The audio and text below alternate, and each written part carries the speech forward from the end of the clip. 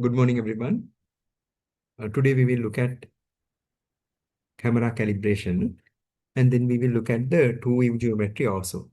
So last time we briefly understood what cameras look like, and we understood about the pinhole model, where the rays travel through the pinhole, and when you add a lens, so there is something called the focal plane, right? So the rays that are parallel will get focused on the focal plane.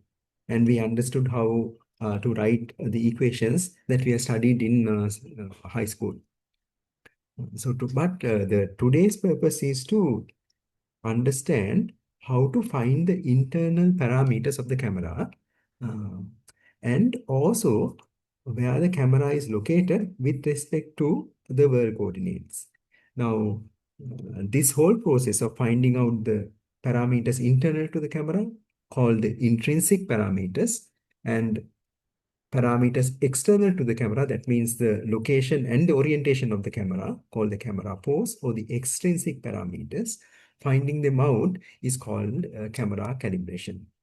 So this is extremely important if you want to make measurements using a camera. Uh, and also, these things are important for robot navigation uh, and many other things. So we will go through this lesson. So as usual, if you have any questions, you can turn on the mic and ask, or you can use the chat to type questions out. So I very much welcome the questions, and the questions are helpful for me to gauge whether you comprehend or following what I'm saying. Okay. All right. So let's look at the motivation for camera calibration, and then briefly look at the perspective projection model. This means how the world scene is transformed onto an image due to the action of a camera, and particularly we will look at the so-called perspective cameras.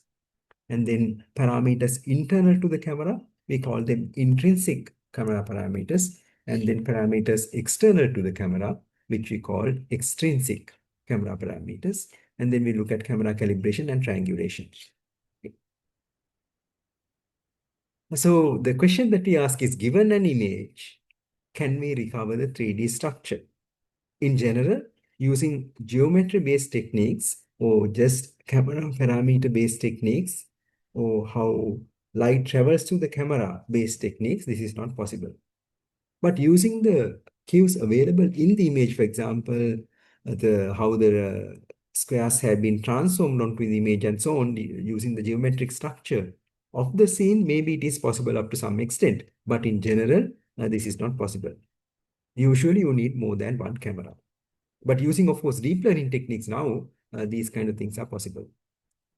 Okay, so things are always as they appear. You can see, if I ask, how has this image been obtained?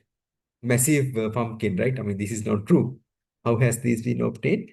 So what they did to obtain this image was to keep a camera, near the pumpkin, with the aperture very small. So that means f number large. Um, okay, what am I saying? Anyways, aperture very small, so that the whole scene is in focus, and these two people stood far away. So this pumpkin looks a giant pumpkin. So similar picture here has been obtained near the Tower of Pisa. Okay, so now let's think about this. Now consider that you have an image of a 3D point appearing here. We designate that as small x. So small x is the image. So you can see the imaging plane here. Okay, actually this imaging plane is behind the camera, but for convenience we draw it in front because these are equal triangles. So they're isosceles triangles. So they're it's called similar triangles. I'm sorry. And I'm saying the similar triangles. Because of this, it is okay to draw this in front. So you can see a ray of light like this, but the ray of light is in the opposite direction. But think about this, from the camera center or the eye, we draw a line through the image point. So the question is, the 3D point in the world that gave rise to this image small x, what are the possible locations of that 3D point? That's the question. Yeah. You can say this is a possible point. Now, if this is where the capital X is or the corresponding 3D point, it will be imaged right there at small x. This one, is it possible? That is also possible. This one, is it? Yes. So you see, any point along the ray is a possible candidate. So this is what is called the single view ambiguity. Uh, Given the image of a point, finding the 3D location of that point cannot be unambiguously done. So that's why you can obtain images like this corresponding to the very complicated 3D structure. The image or the shadow that you get is, I mean, simple and so on. Yeah. So people draw these kind of things on the road, right? Yeah. So this one is called anamorphic perspective. So you can go to the Wikipedia website and find out what this is and find out what is there on this artwork that is here. Yeah, it is actually this. Okay. So our goal is to recover the 3D structure. So when certain assumptions hold, we can recover the structure from a single view. In general, we need multiple views called multiple view geometry.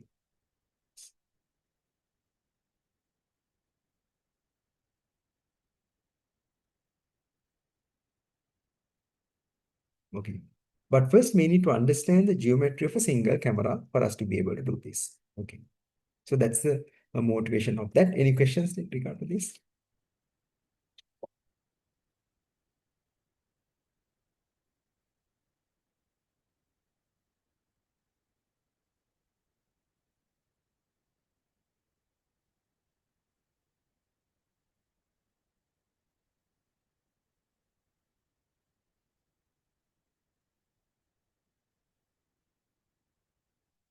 We move forward. So let's look at the so-called perspective camera model. So it is important to understand this. All right. Now let's carefully look at this. Okay. Now you can see the three axes of the camera. So you can see the y-axis, you can see the x-axis, you can see the z-axis of the camera. So this one is called the principal axis. That one goes through the center of the imaging plane. Actually, the imaging plane should have been drawn behind the camera. It should have been drawn like this. But due to the similar triangle thing that I described before, it is okay to draw it in front. There is no problem. Okay, you can see the principal axis. You can see the imaging plane also. It's this one, imaging plane. Now, small x and small y are the axis of the image. Axis of the image. Now, this is a 3D point. Capital X is a 3 point in the 3D world. And we draw a ray that is coming from that 3D point going through the camera center or the center of the lens. Yeah. So therefore, when that ray cuts this image plane,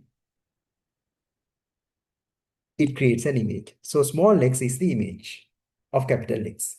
So I hope that the imaging geometry is clear for you. All right. So normalized camera coordinate system, camera center is at the origin. Principal axis is z-axis and xy axis of the image plane are parallel to the xy axis of the world. As you can see, the y-axis of the image plane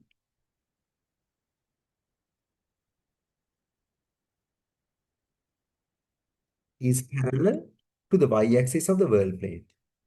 X-axis of the imaging plane is parallel to the x-axis of the world plane. Okay. Now let's draw 2D picture of this so that we can do the calculations. So when you look at the 2D picture, you can see here the 3D points. This is the 3D point. X, Y, and Z are the coordinates of that point. And this is the 2D point or the point on the image, 2D point. Small x and small y are the coordinates of those, are the coordinates of the imaged point. Okay, now we know that this distance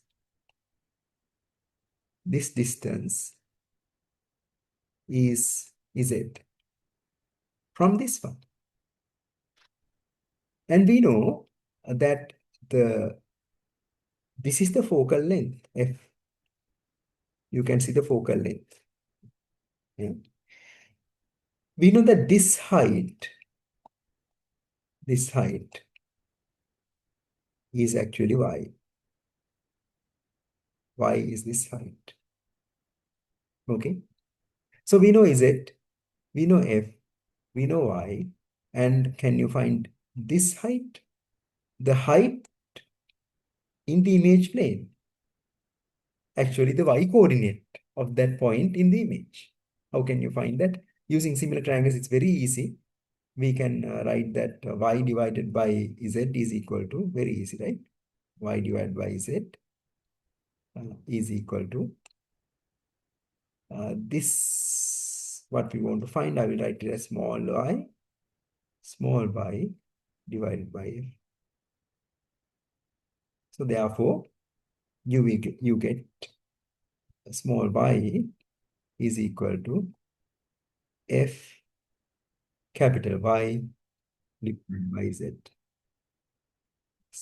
I hope it is clear to you.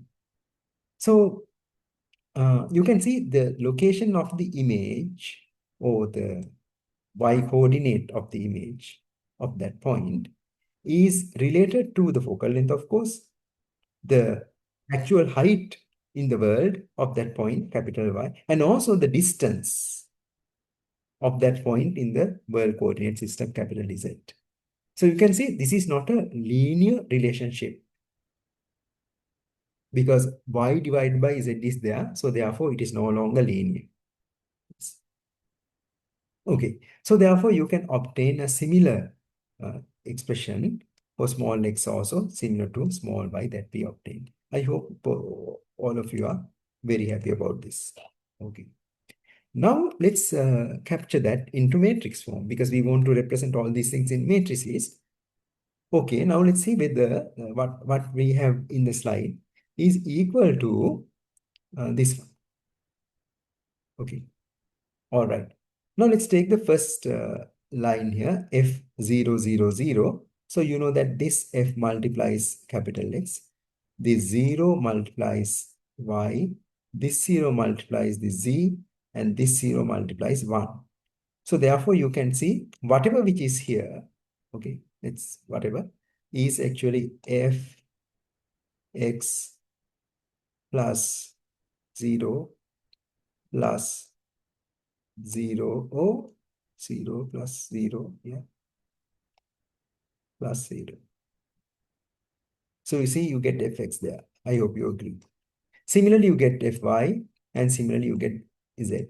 Yes. Now, this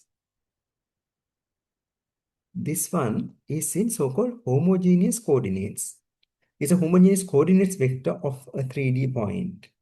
So I said the last one, we put a 1 to make these multiplications happen. So this one is a point in 2D. So what is this last coordinate? Using that, we have to do the scaling. So from here, if you want to get the Cartesian coordinates, what you do is divide by the last coordinate. So fx divided by z, fy divided by z. Yeah. Okay, so now you can see we were able to obtain these numbers, these expressions. So in some point of view, you can see this is a nonlinear operation. This imaging thing is a nonlinear operation. To convert it to a linear operation, we added one last coordinate. And therefore, from the x, y, z1, the homogeneous 3D coordinate, we get a homogeneous 2D coordinate. That means that coordinate is on the image. It's a 2D one, so to obtain the Cartesian coordinates, we have to divide by the last coordinate. Any questions about this?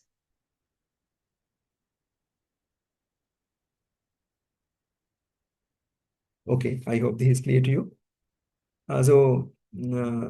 So this is equal to up to a scale. You can see this, there's an undefined scale. So x, y, and 1. So we want to ensure that there is this undefined scale there. So we call this lambda x equals px. So uh, this is the equation that we use to represent an image being made with the so-called camera matrix P. So this matrix we call the camera matrix, and it is, you can see, a 3 by 4 matrix. 3 by 4 matrix, and we will keep on adding items to this 3 by 4 camera matrix as we progress. Because there are things like, for example, this F, is it in millimeters or is it in pixel values? It is in millimeters right now.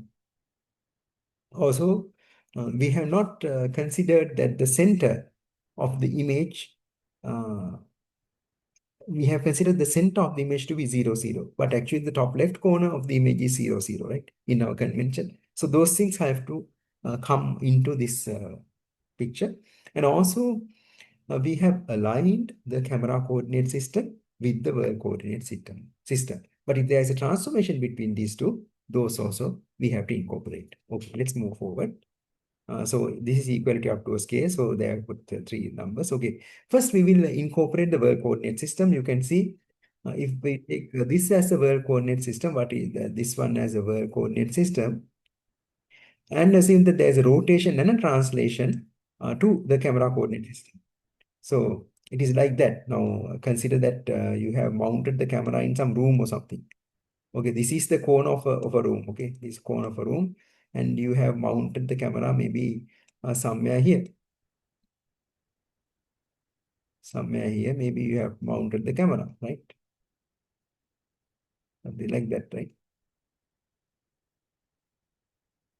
So you can see with respect to this y-axis, this z-axis, and this x-axis, I just drew it. Okay. The y-axis, the z-axis, and the x-axis of the camera are different, right? So there is a rotation and translation between them. And that is what we signify here. Okay. All right. So now let's see how to incorporate that. So this 3D point of x, y, and z coordinates will have to be transformed world to camera coordinate transformation matrix. World to camera coordinate transformation matrix. Then that transformation matrix is RT01. RT01. So I will explain that slightly better. So this R is a 3 by 3 rotation matrix. Last time we looked at 2 by 2 rotation matrices, and those are for planes, plane objects. So you take a rectangle and rotate. This is in 3D, like rotating a box. You can rotate it in three different axes, right? Yeah. It's a 3 by 3 matrix. Actually, this matrix, we call it an orthonormal matrix. You can see on the internet how to construct this matrix using sines and cosines. Then this T is a translation matrix. X translation, Y translation, Z translation is 3 by 1 matrix due to the three translations. And the 0 is actually, we call it 0 transpose. It's 0, 0, 0. And finally, this 1 is a 1. So now you can see there's a 3 by 3 matrix, a 3 by 1 matrix, a 3 zeros and a 1. So you can see this is actually a 4 by 4 matrix. So if you have done robotics, you must be very, very familiar of these transformations. But that is okay.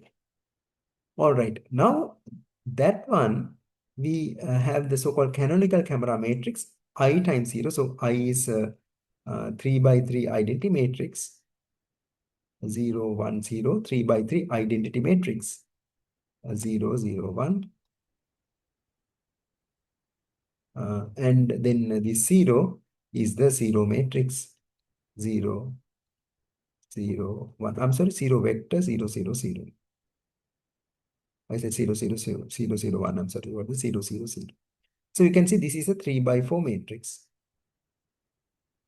And then finally, there's a thing called camera to pixel coordinates transformation matrix. It's a 3 by 3 matrix. We call it intrinsic camera calibration matrix also. So we will understand what that means.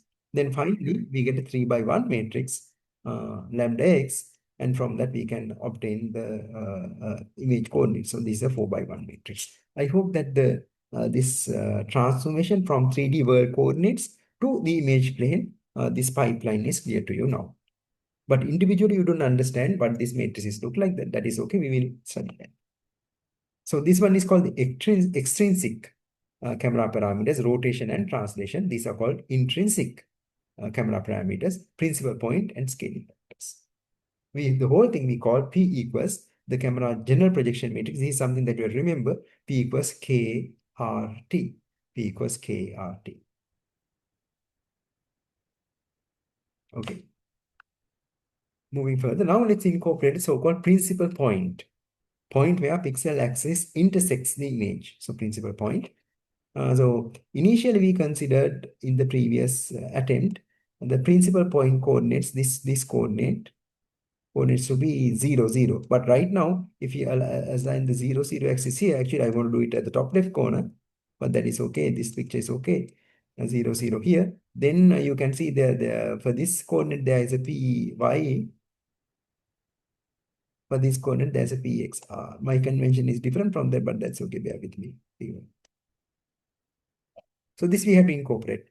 In the normalized coordinate system, the origin of the image is at the principal point. In the image coordinate system, the origin is in the cone. All right. So we want the principal point to map to pxpy instead of 0, 0. So for that, we have to add that, right? So you can see it's very clear. So you get the original equation that we had, and you add a px here. Original equation that we had, and we add a py here. Problem is solved. Problem is solved. So in matrix form, how does it look like? Very simple, right?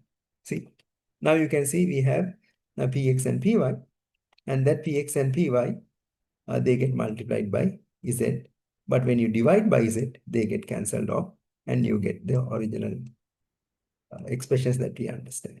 Any questions about this? So if you have any questions, please do not hesitate. Just type the question, or you can turn on the mic and ask. So please make maximum use out of the time that you are spending. Okay, let's move forward. All right, so principal point we have incorporated. You can see we can write it like that in this fashion. So we take that into, because it is a camera internal parameter. So we want to put that in this 3 by 3 matrix and keep this matrix as a 3 by 4 matrix. Okay, so calibration matrix, canonical projection matrix, and P equals KI0. Okay, what are the units of the focal length? F and principal point? These are in millimeters. World units, presumably metric units. What units do we want to measure the image coordinates? We want to measure them in pixels. Now we want to do that. Thus, we need to introduce scaling factors for mapping from world to pixel units. It's okay. This is something that is related to the camera sensor. This camera sensor has a dimension. So it has a height and it has a width and it has a number of pixels. So these, if you take a pixel in that one, the size of that we take as 1 over mx and 1 over my. Mx is the pixels per, actually I want to call it millimeters, not meters. Pixels per millimeter. So if it is millimeters, that's better. Pixels per millimeter in horizontal direction, and in my pixels per millimeter in the vertical direction. So pixel size 1 over mx, 1 over my. Okay. So now this is what we want to incorporate here. So you can see now when you put this in thing, so because pixels per meter in horizontal direction, so you can see this one's unit is pixels per meter for the time being. Let's call it pixels per meter. Pixels per meter. Focal length right now is in meters. Focal length is in meters. Now you can see at once we convert the numbers that you get from the right-hand side of the expression to pixels, which is exactly what we want. All right.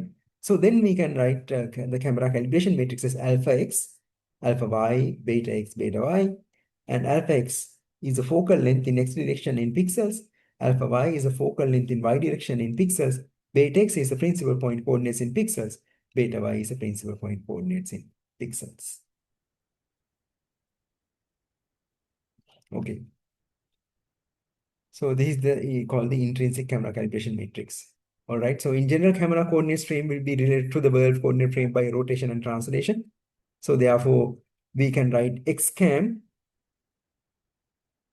So usually the 3D point capital X will be given with respect to the world coordinate system, right?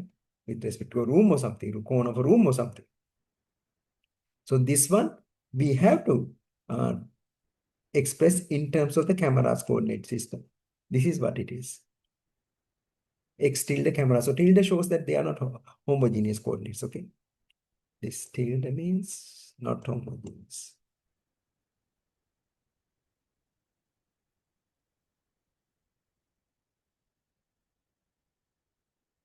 Homogeneous means we add one last coordinate to the 1, 2, 3 coordinates. Huh? That's homogeneous. So these are, you can see R is a 3 by 3 matrix. This R, we said that it's a 3 by 3 matrix, 3D rotation matrix. So you can see the X is also 3 by 1 matrix, 3 by 1 vector, and C is 3 by 1 vector. So it is possible to subtract. This is the C is the coordinates of the point in world frame, coordinates of the camera center in the world frame. Okay. 3 rotation matrices are coordinates of the point in normalized camera frame. Okay. So this is RXT. When you see it, you get when you multiply it, but you get RXT. Okay. In non-homogeneous coordinates, x tilde cam, with respect to the camera, the location x is RXT. RXT. So in homogeneous coordinates, we can put a one, last one here. So you can see this one there, right? If you wish. Okay. So transformation now from normalized 3D coordinates to pixel image coordinates. So you can see with this camera, we had to multiply by KI0. So then you have the, instead of X cam, we can put RT0T 1X, this one. If you put that, you can see you get this equation. Right? Finally, lambda x equals KRT, Tx equal to minus RC tilde. C tilde means coordinates of the camera center with respect to the world in not homogeneous coordinates, in non-homogeneous coordinates. So this is the summary that you have to memorize actually. This one, it is very important to memorize. Coordinates of the camera center in world frame. What is the projection of the camera center in the world coordinate frame? Actually, camera center, CI1. So you can see you get 0. Camera center in the.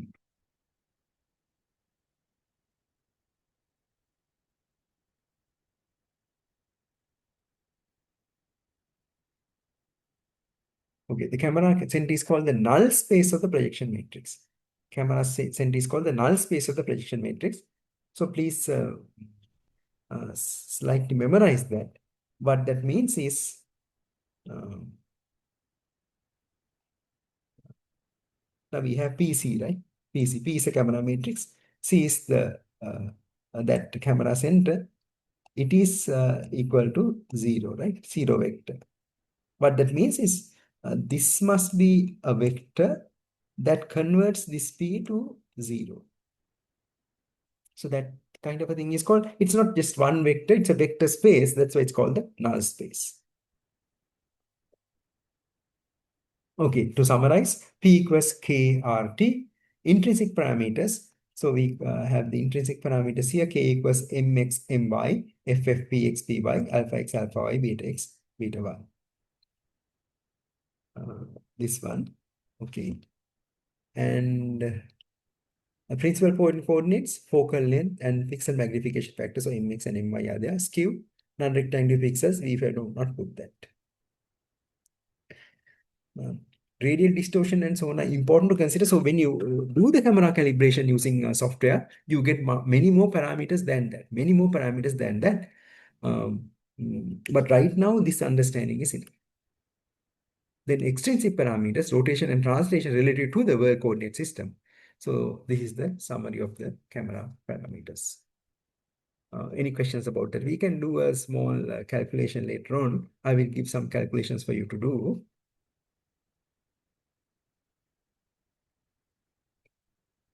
Maybe let's do a small calculation so that it just goes into your mind. So let's take a Sony sensor.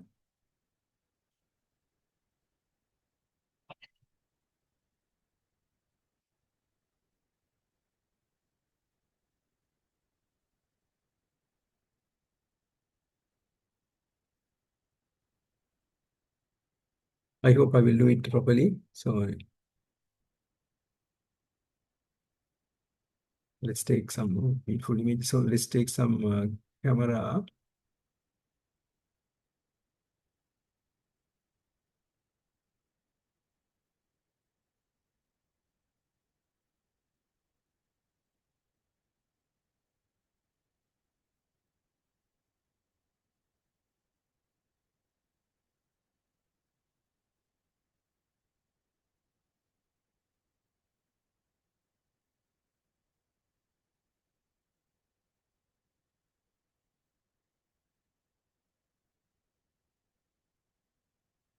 Let's open this one.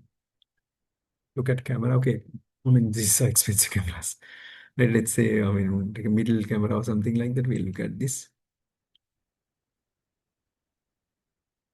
So this is if you have money, something that you would like to buy, right? I would see the specifications of this. Okay, specifications. All right. Specifications. I want to see the sensor. If someone sees the sensor, please let me know.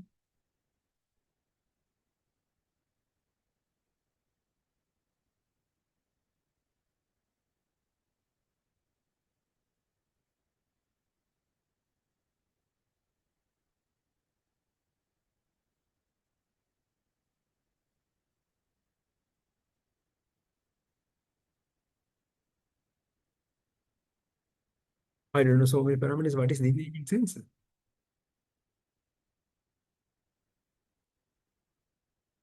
It's not given. Right? Image sensor. Mm,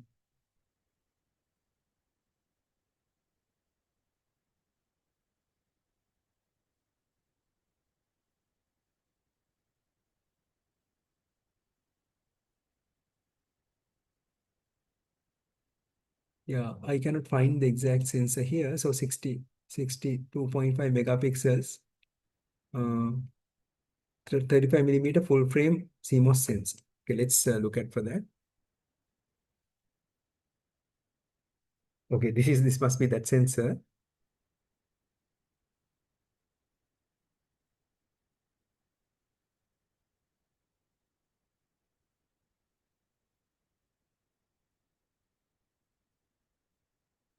No, it's not loading.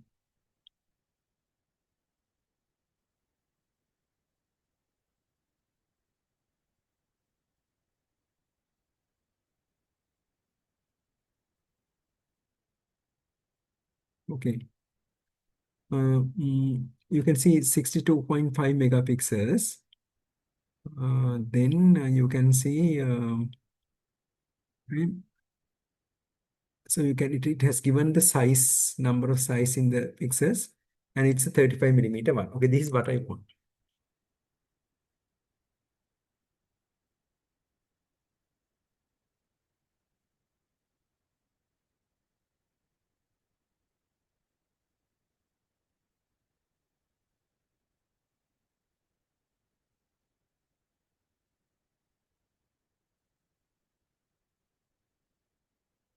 I want this one,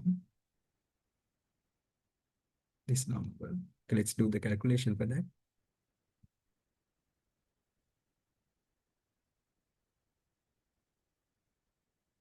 I wanted that number, and I want this number.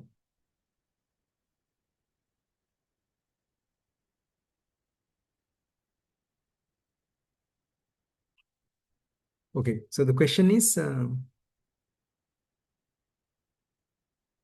for the, let's get the actual sensor name so that you know that it is a true situation.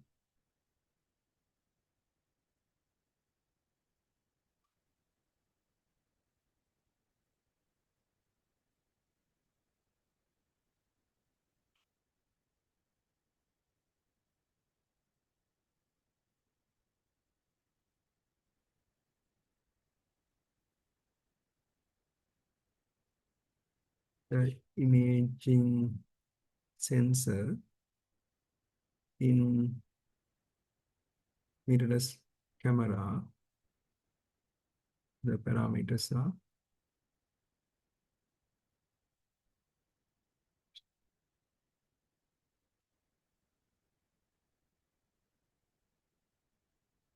I'm not ready for this question, but I think maybe it is okay because you also say like how to find these values from a website. Okay, okay, that's okay, right? Find the pixels.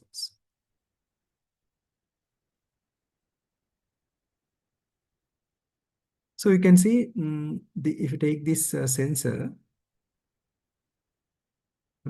it is very easy to do this because we know that this is 9,504 pixels, this size, and this size is you can see 6,336 pixels, slightly higher at all, right? Yes, pixels. And what is this thing called 35 millimeters? So this one is equal to um, 35, 7.7 millimeters or millimeters,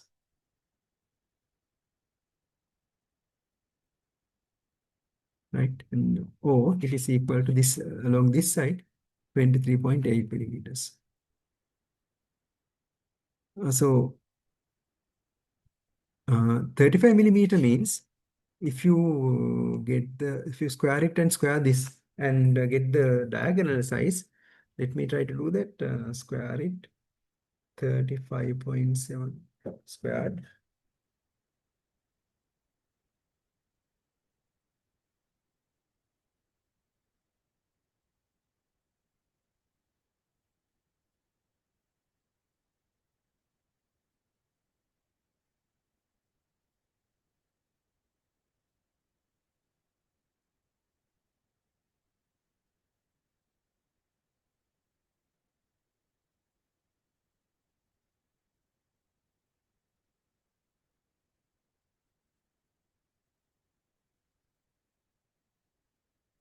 You can get the diagonal as 42.7.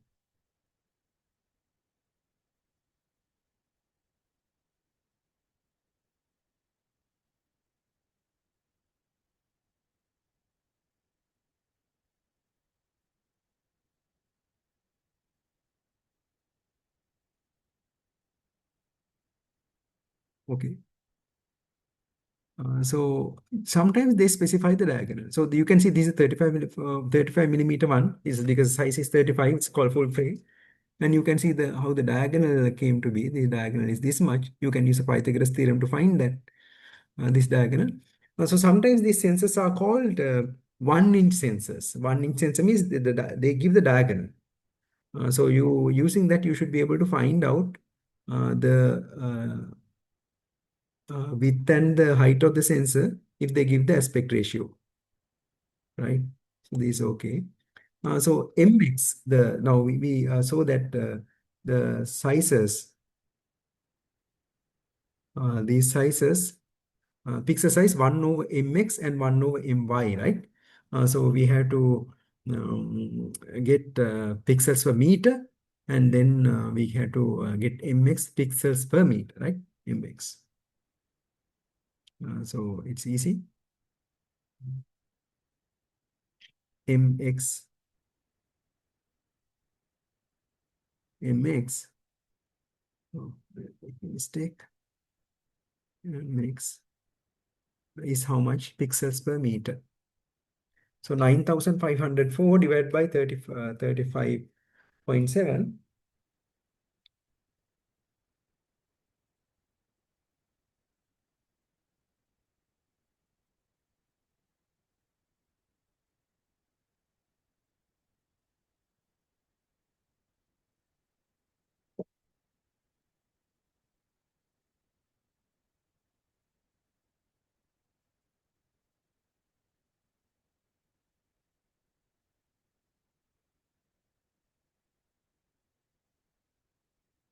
Approximately,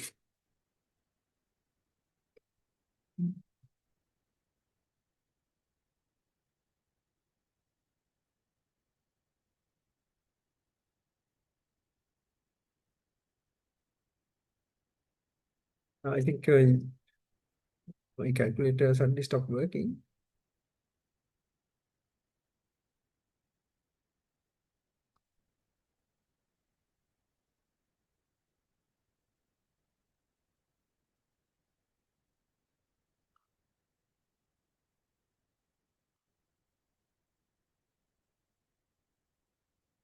266.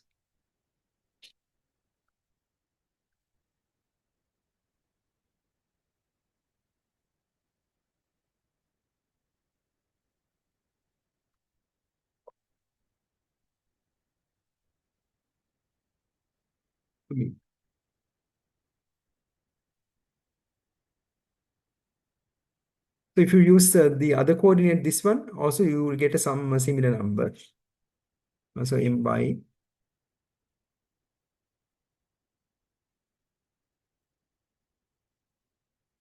uh,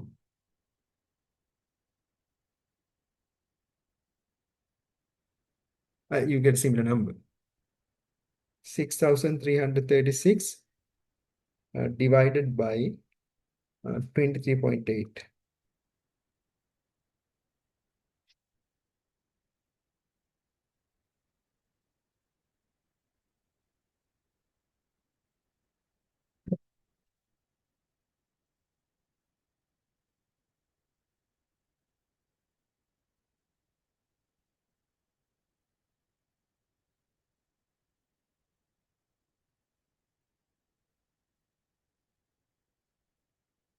Yeah, exactly the same number. I get exactly the same.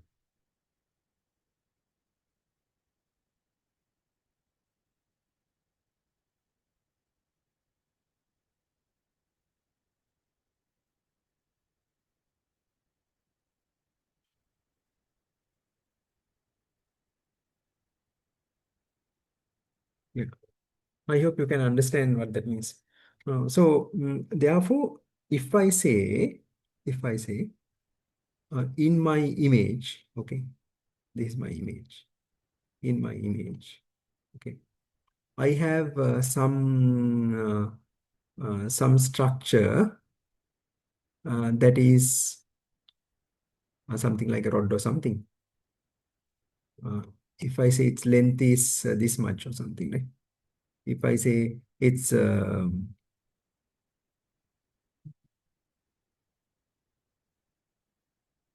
4,000 pixels, okay,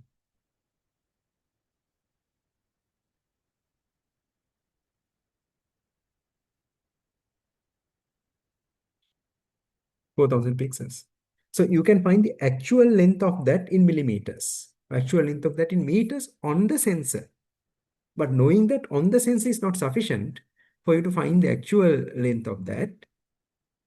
On the sensor, you know, but as you remember, the imaging geometry is such that your uh, it happens like that, right? So you have to uh, consider that, okay, this one is the height of that, then the image will be upside down,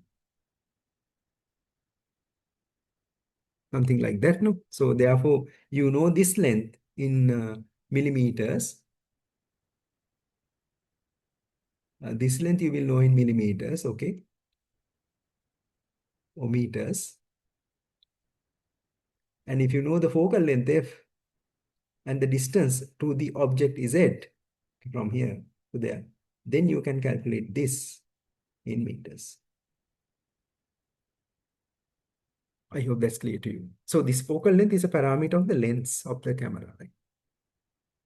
Yeah. Is that clear how to calculate? Question. So when someone gets a new camera, in particular, it may have the difficulty intrinsic value, which is not perfect, like slightly off principal pointer, some distortion. When calibrated the camera, intrinsic value changed, right? Do we have to those? Uh, okay. So, okay, the calibration means this. Calibration does not change anything inside the camera. Camera is fixed. What we want to do is to find out these parameters of the camera. That's all we are doing. We are not adjusting the camera. Camera is given to us, it's manufactured. We want to use techniques to find out these values, the MX value, MI value, focal point, and so on of the camera through this camera calibration process. Yeah. So I hope this thing is clear. I give you some tutorial questions to do this. Um,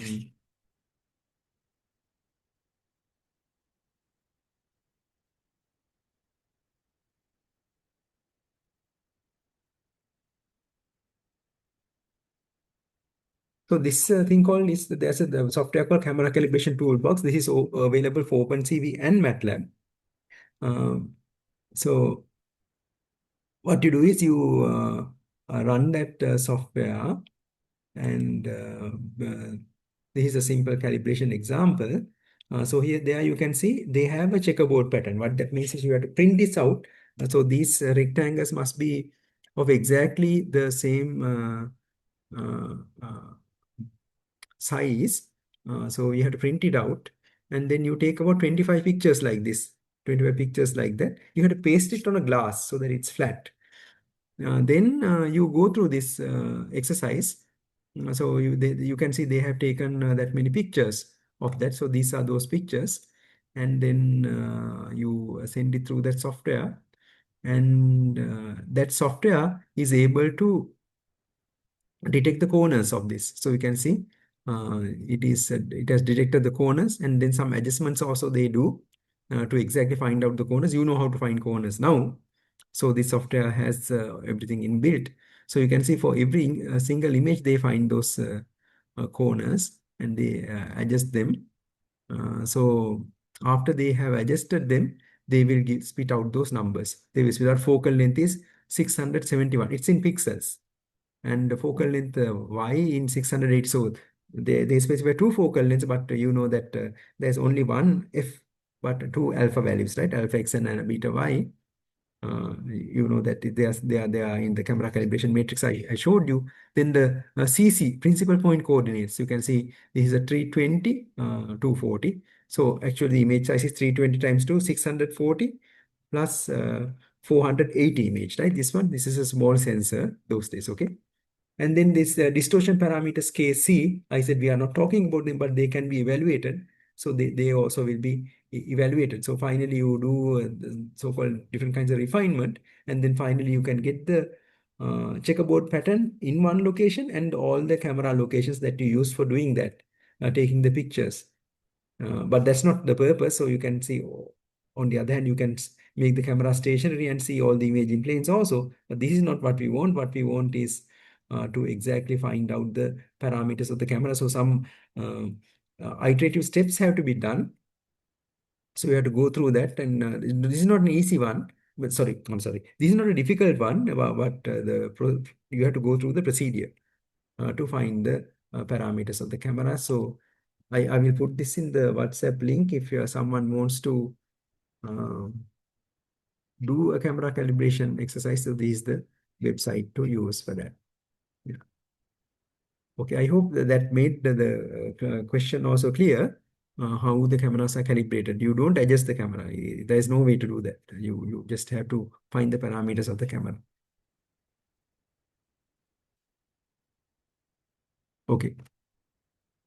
Then let's look at how actually this calibration, I show the software, but if you have to design that software, how to do that. So this is what we do. Okay.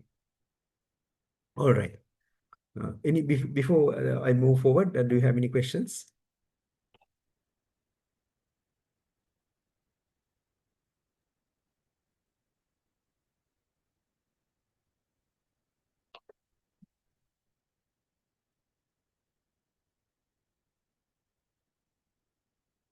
Okay, thank you for that question. Let's move forward. Hmm. Now here, I hope now this equation is familiar to you. X is the 3D world coordinates in 3D.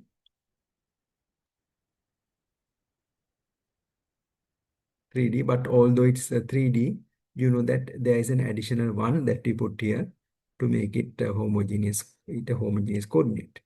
And T, do you remember what T is? T is the translation matrix. It's a translation vector. It's a 3 by 1 vector corresponding to X, Y, and Z translations. R is a rotation matrix. It's a 3 by 3 matrix.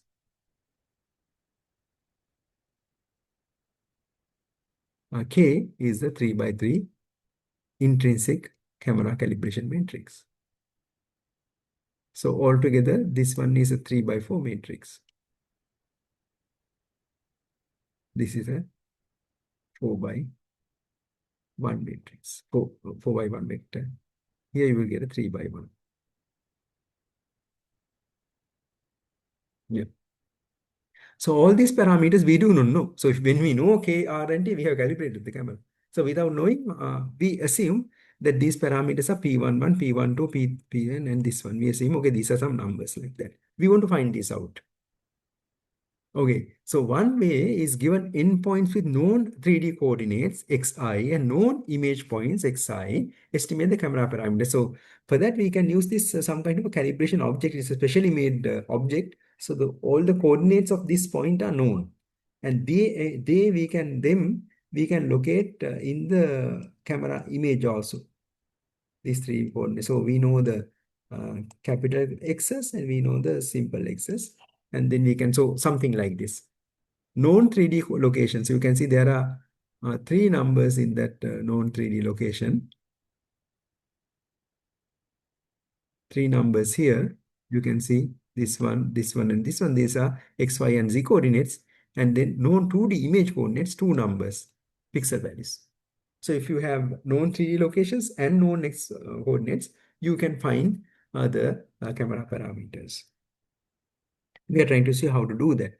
Recall homography. So now we did not do the homography fitting up to great extent, but up to some extent we did. But remember, we got the cross product, and we got in the homography also equations like that. So you can see if you have time, please see how this is obtained. It's very simple though.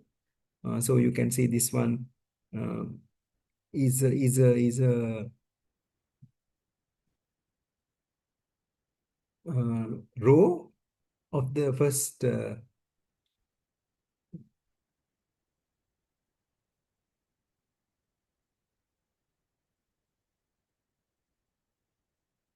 row, first row of the camera matrix, second row of the camera matrix, and third row of the camera matrix. And you can see they have been arranged in this fashion. Now you can see here are some numbers, and here are the numbers that we do not know. These are from the all these numbers we know. These ones we know. So we want to find these 12 numbers that make this 0. But of course, if you put all zeros, this is okay, right? All zeros is okay, but that is not correct, right? I mean, camera matrix cannot be all zeros. So there is a method of solving that. One match gives two linearly independent constraints because X and Y coordinates are there. So this is like that. one 2D, 3D corresponding gives two linear independent equations. The projection matrix has 11 degrees of freedom. Although 12 numbers, it's up to a scale. So therefore, we call it 11 degrees of freedom. 6 points correspondences can give you the solution. But remember, when you want to do homogeneous least squares, find phi minimizing AP squared, because we cannot just put all zeros. So for that, solution is the eigenvector of A transpose A corresponding to the smallest eigenvalue. So you had to use the SVD command in your Python or MATLAB to do that. Yeah, this is how you do that. So if all the in 3D points are coplanar, that means all the points that are in the coplanar, that is, there exists set of linear parameters A, B, C, D transpose such that this so-called phi transpose xi is 0 for all I. Then we will get degenerate solution. So we will get so-called degenerate solution. You just have to know that uh, with coplanar points, that means you don't have something like a box, but all in one plane, you cannot do camera calibration in that case. Yeah. So this one is linear calibration is easy to formulate. What the previous example, A transpose A, that solution, but that's not very good. In practice, nonlinear methods are preferred. Write down the objective function in terms of extrinsic and intrinsic parameters, such as the sum of square distance between the measured 2D points and the estimated point. So you can see the uh, here. Here you can see the projections are obtained using this, and then you are getting the difference between the actual image point that you see and the projected point, and then minimize this. So like that, there are ways of solving. Can include radial distortion and constraints such as known focal length, orthogonality, visibility of points, and all these things can be included. So minimize error using nonlinear optimization package can initialize solution with the output of a linear method, perform QR. Okay, all these ways of solving this are there.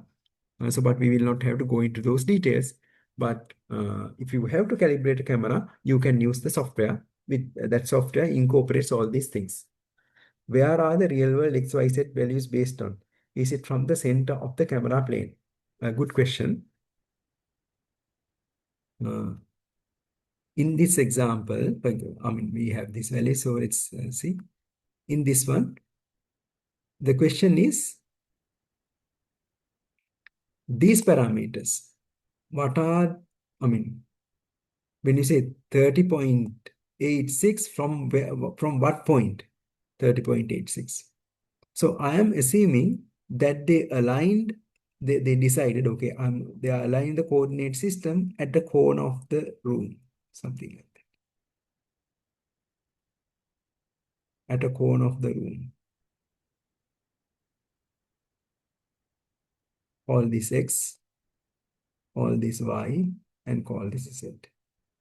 Obviously, this is corrected. All these Z coordinates are less than 13. So it seems to be okay, right? Seems to be okay. So, like that. So, you assign a coordinate system somewhere, and with respect to that, you measure these distances. So that's why this rotation and translation are important, and they are automatically evaluated in the camera calibration process. With respect to some coordinate system that you assign in the room, you measure these.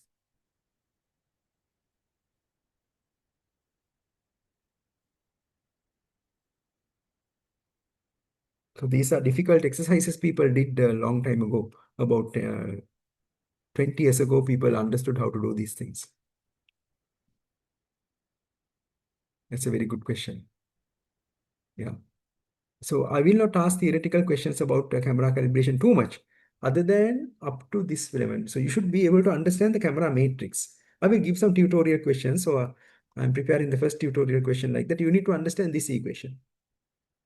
That's all. Afterwards, how to actually calibrate the camera. We don't have to worry about it too much because there are software, but you should know that from given 3D points and image points, if they are corresponding points, as given in this image that we saw, like this, we should be able to compute the camera calibration camera matrix. if we write the equations by ourselves. But we don't have to do that because the software is there.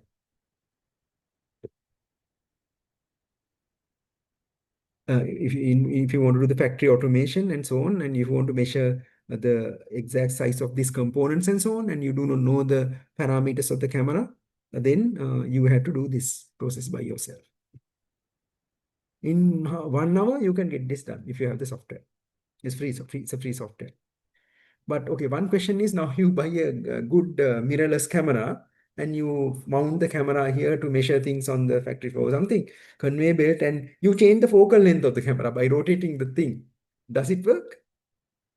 No, then your F will change, right? Your F will change. You have to not change it after you calibrate the camera.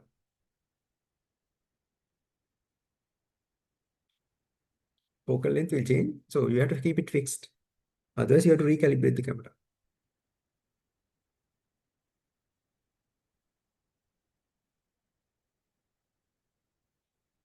Okay. All right. So we did the camera calibration. Any other questions? Thank you for those questions.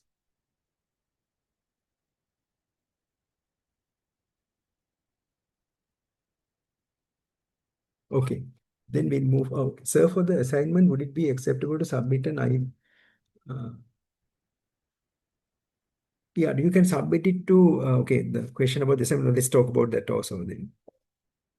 I gave the assignment, first assignment. It's a very long assignment. I have to agree, but the assignment is given not to test you or something. I gave it for you to practice this so that you can learn something. Very low marks for the assignment, okay? Very low marks. You can use ChatGPT and all the answers will be given, but please do not do that. If you use ChatGPT, you will not learn anything. So please don't do that. Please do the coding by yourselves. If you ask me, I can set up a time for you to explain these things. I can explain those things also. Not a problem. I mean, these questions, they are not for the first time I'm making them for you. I have done these questions long time ago. So people would have solved these questions and posted the solutions online. You don't use them also. Then you will not learn anything. Please uh, code them on your own. So you can see there are 10 questions. This one is easy, but slowly the questions will become more and more difficult, but you will learn a lot if you do this assignment. You'll learn a lot and you'll have a little bit of fun also. I have given all these images also. And yeah, this is the assignment. So and, yeah. Here I have given a small camera question. If focal length is 8 millimeters and the camera lens is 400 millimeters away from the table surface, compute the actual size of the sapphires here. This one. So that's you have to use the knowledge of the cameras a little bit. So finally, I have asked you to put that in the upload that into the GitHub.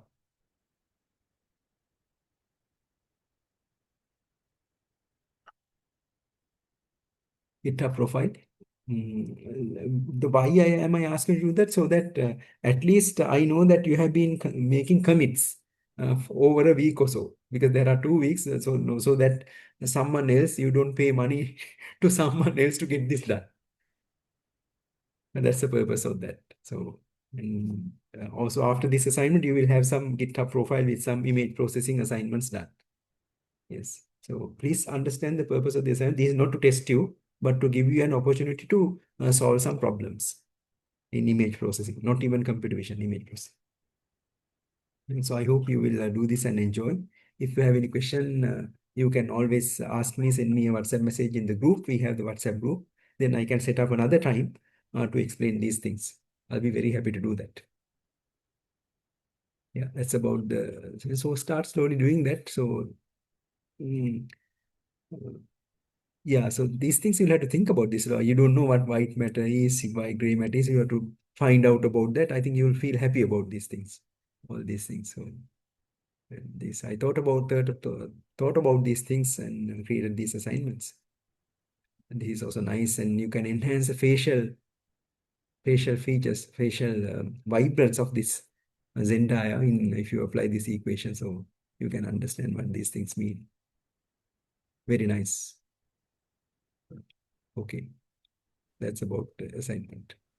Excuse me, sir. All the things we need to submit in the one project to the GitHub, or do we need to create separate to each questions?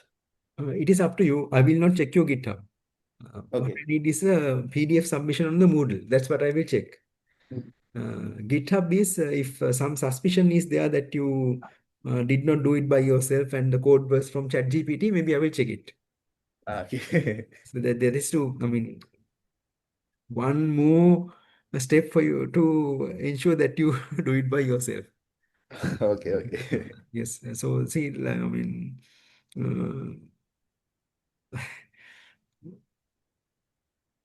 the purpose of me doing this course is for you to learn something and be happy about it. So that's the idea. I mean, not to examine you or put you in trouble with assignment. So that is the only purpose. That's why I do these kind of little things. Yeah, but because that's very valuable because when we are going to the industry, then we can share these things what we did in our masters, and True, true, uh, true. Yes. then we can prove our experience, no, those kind of things. Then Exactly, exactly. yeah. Yeah, I very much value that comment. So that's one of the purposes. So this kind of course I do in the department also. So I give assignments as well as I give little projects. So they show this when they go for internships and so on. Something saying that these are the things that we have done. These are very So valuable. Yes, already is this assignment on the model? it is. Ah, okay, okay, okay. That's I'm why good. people know about it. Yeah. Okay. Yes. What I'm showing right now is I'm creating a tutorial for you, collecting the past exam questions from different exams that I have made. So I'll give the tutorial also that you can practice for the exam. Because exam practice is also important. Otherwise, maybe you do all these things nicely and you cannot score in the exam. Yeah. That I will upload that also today after creating the questions. So again, now that we are talking about this, so this is the kind of mm, ratios that I want to have in class quizzes 40%. Best 8 out of 10. That means you can miss two quizzes, but you can get the full marks of the quizzes. I think most of you are getting the full marks even now. I'm very happy about it. But remember, those quizzes are just ChatGPT quizzes. I upload my slides in the ChatGPT, ask it to make questions. So they are very simple questions. And then assignment one, I have given now.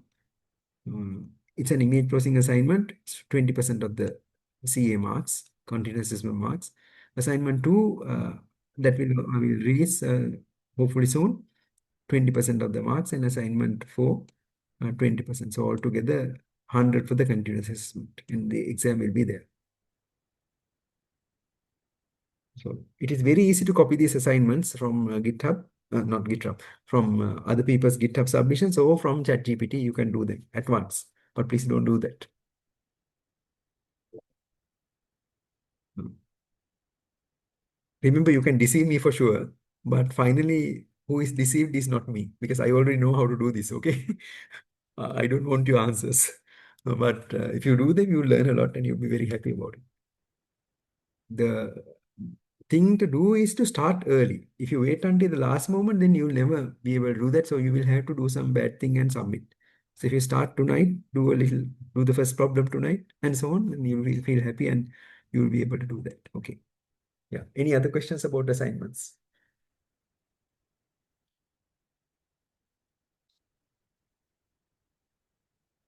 Okay. Then let's What move on to deadline? So our deadline. I set in 2 weeks time. 2 weeks time. Yes. That's also on Moodle deadline. Yeah. Okay, now we'll briefly look at triangulation. Now, remember why we calibrate cameras, why we understand this is to make a 3D reconstruction of what we see. These are very important 3D reconstructions. Now, for example, think about this. Now, if you take a Tesla car or something, you know that the Tesla car does not have a LiDAR. That means the like radar-like thing, it does not have. But other autonomous cars like Waymo and Zoox, I think they have. Tesla does not have. So they use fully images to find out what is in front and so on.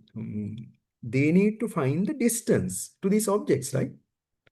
They need to find the distance. Otherwise, how does it know that this pedestrian is 30 meters far away from the camera? Yeah. So therefore, like in that situation, 3D reconstruction, that means finding the 3D location of the points that the camera sees, very important. Very, very important. Otherwise, if you have a LiDAR, then you can directly measure the distance to this. LiDAR is a regular way of doing that. But you can use images by themselves and do this. And 3D reconstructions are very, very nice. So we also have done some 3D reconstructions using so-called a technique called 3D Gaussian splatting. So, but there also you need the initial set of points that have the 3D locations. So there's a software called Colmap. Using that, all these things that I described here, Colmap can do. So Colmap will give you the 3D points, and then you can obtain a 3D reconstruction. Yeah. Mm, So this is what we are studying now. So now let's look at the problem formulation here. Given projection of 3D points in two or more images with known camera matrices. Okay, now camera matrices of p-values are known. Find the coordinates of the point. That's the thing. Okay. Now assume that these so the cone of the eye of this image, I don't know what this image is. So three views, right? So this is view 1, view 2, and this view 3. Three views are given. And in these three views, we know this particular feature point has been found in all these three. How do you find that? So we understood how to do that using SIFT in the previous lectures. Now we know the image coordinates of these 3 points. Knowing those three image coordinates, can we estimate its 3D coordinates? That's the question. So there's another question regarding 3D reconstruction. Have seen that we new cards to do trial rides. New cars to do trial rides. They add some patterns in the body paint in which pattern. Have read it is for avoid copy the design. Says to avoid the 3D so even so multiple cameras. How they help the car owner company.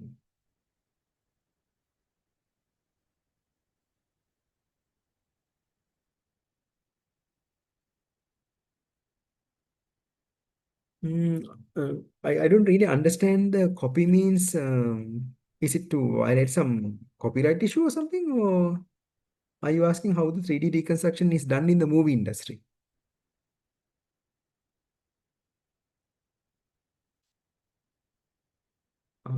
If someone copy the car design.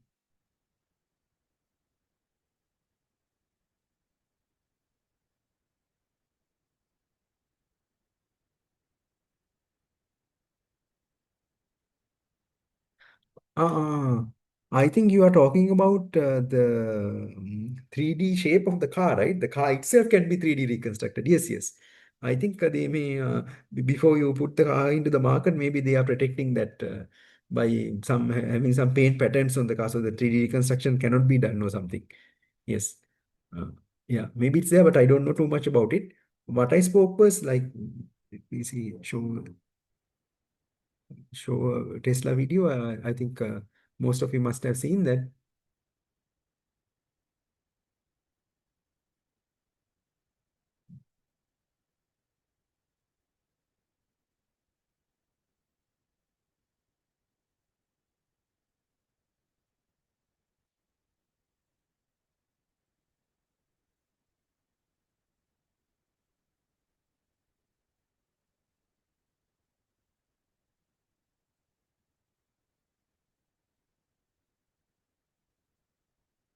Hey, it's Scott Kubo. Let's take a look at how Autopilot detects vehicles that are about to cut into your lane. If you look at the Autopilot display, you can see that the lead vehicle is a darker shade of. So the way this works is we ask the fleet to please send us data whenever they see a car transition from.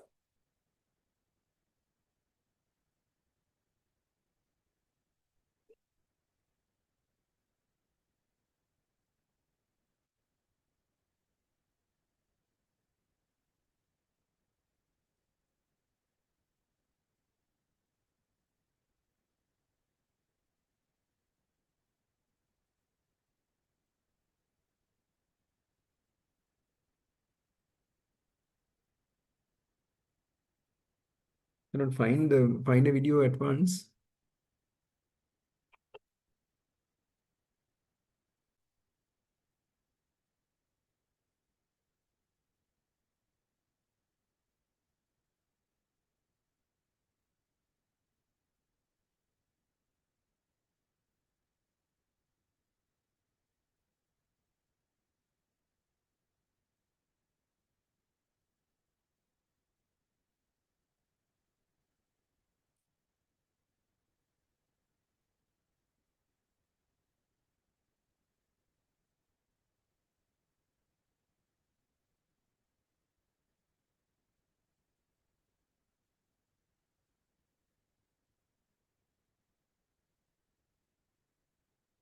I mean, I don't know what VeloCode is a this script. I'll powerful just play open it. source AI coding assistant that supercharges your development workflow right inside VS Code.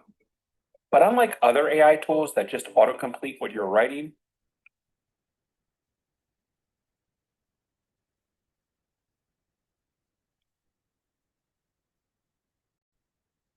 Let me play this and see if it makes sense. All right, so I'm looking at my phone right now. I'm going to go read an article. And you can see it says, please pay attention to the road right away. So only when I start looking at the road does that warning pop up again.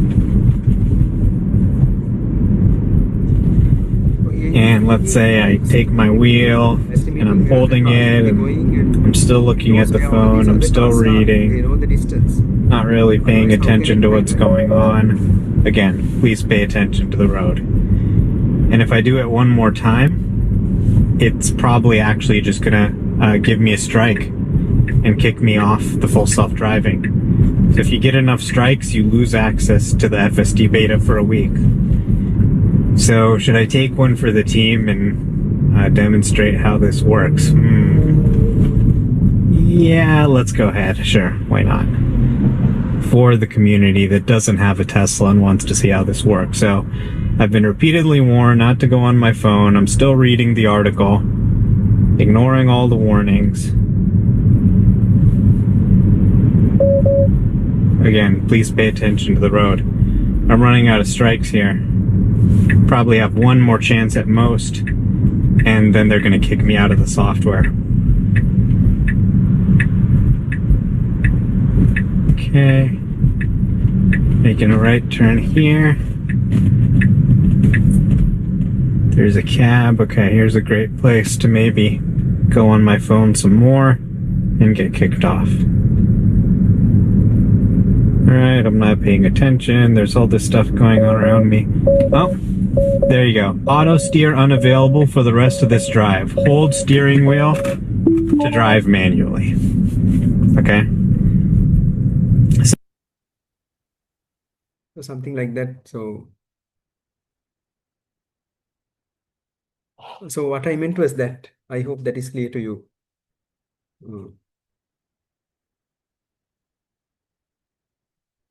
If Google this camouflage warps for the car tests have many images. Yeah. But what you mean is taking care, protecting the car design, right? Yeah, I understand that. Yes. Okay. In this case, is finding the 3D location. So let's understand the problems that we are solving here. Given the projection of 3D points in two or more images here, with known camera matrices, find the coordinates of the point. So now let's look at this picture. So here you can see the red point has been found in all the images. Now what you want to do is find this 3D location of that red point, the actual 3D, but we know the camera poses, camera parameters, the camera location and so on, we know. So this one is called triangulation. If the camera locations are known, yeah, and the focal lengths, all these things are known, you can draw these three lines, right? These three rays. And hopefully they will intersect close by in the 3D space so that you can find that location. The three lines meeting. They will sort of meet, they will not fully meet. This is called triangulation. Yeah. Given the projection of 3D points into more images with known camera parameters, find the location of the point. So usually they will not intersect. So therefore you have to do some minimization. We want to intersect two visual rays corresponding to x1 and x2 because of noise, numerical errors, they don't meet exactly. So we have to find some perpendicular distance between those two rays and minimize or something. So you can see, we know the camera matrices in this case. So projection P1x, projection P2x with the first camera and the second camera.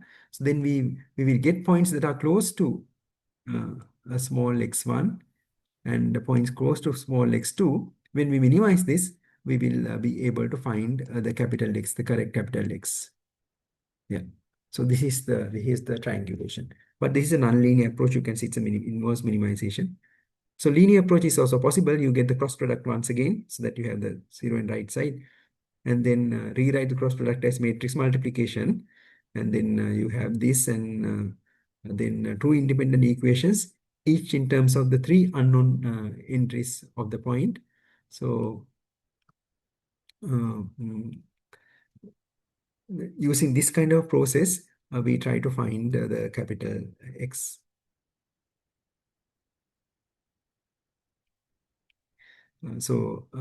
Then we have another problem called structure from motion. Given 2D point correspondences between images, capture the camera parameters and the 3D points. This is called 3D recursion.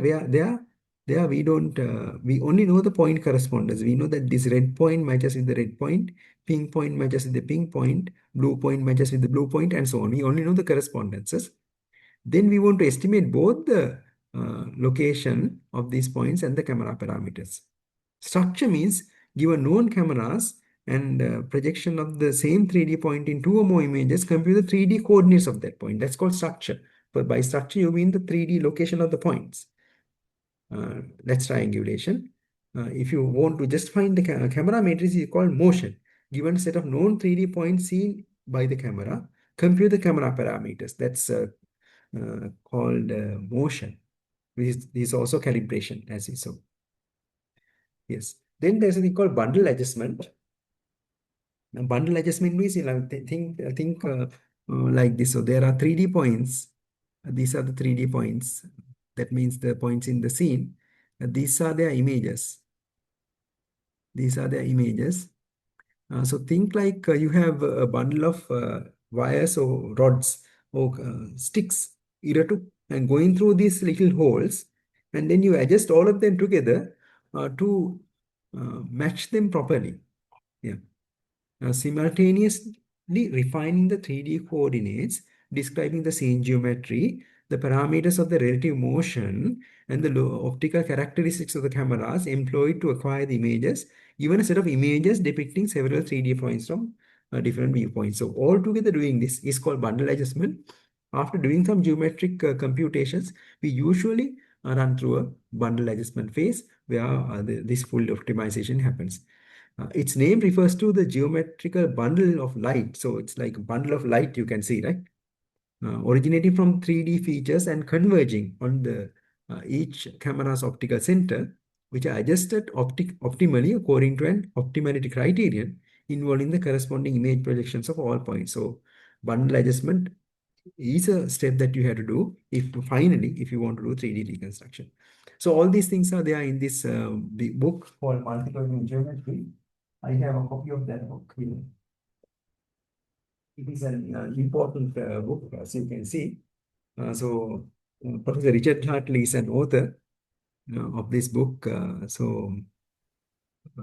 He is at Australian National University. My students have been his students, my former undergraduate students, but I myself have not met this person. But those students have been extremely successful.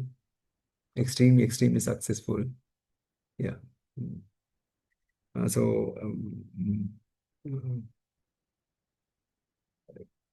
I can turn off the recording and say a few things.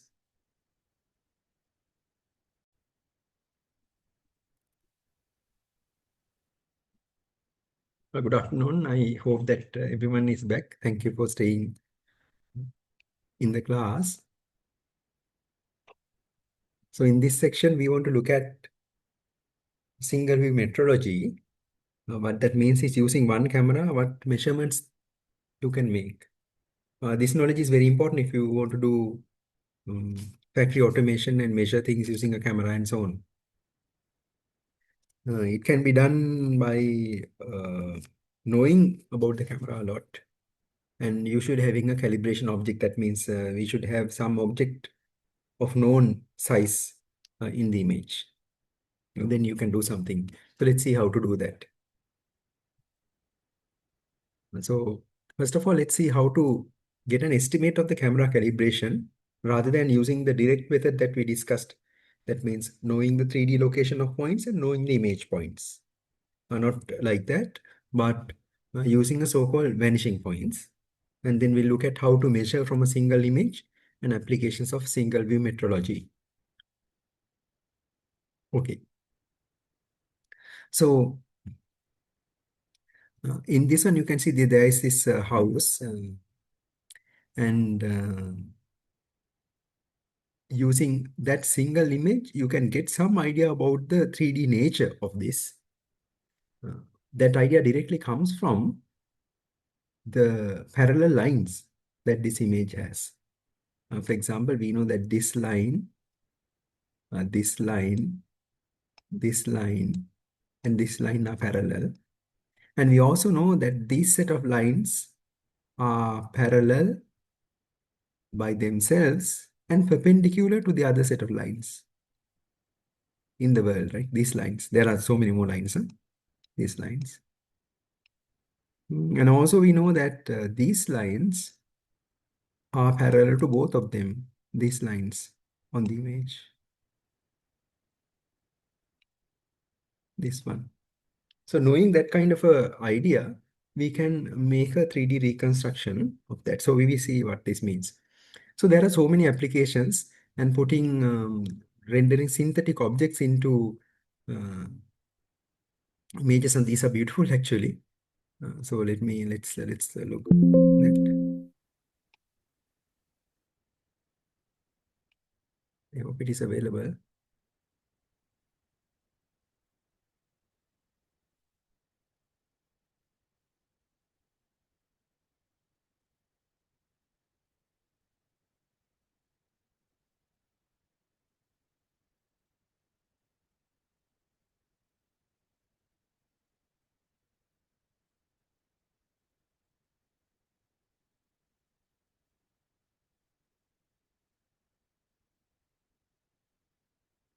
You can see this, right?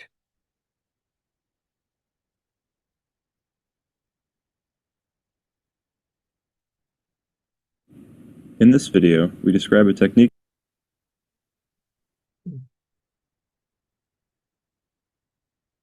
Let me share it again.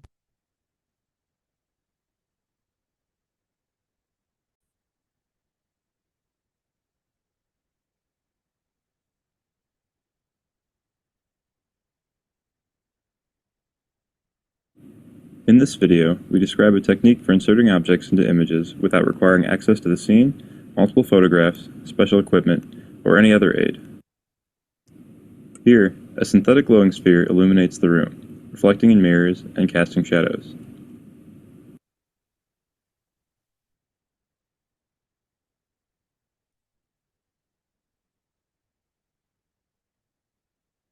Our method allows for objects to be inserted with proper perspective and occlusion, and relit with an estimated lighting model of the scene's illumination. Inserted objects fully interact with the scene. This dragon casts red light onto the brick beneath it, and in the background, the bottom of the sphere is receiving a slight red tint from the light striking the brick below. Translucent and specular objects also realistically reflect the scene.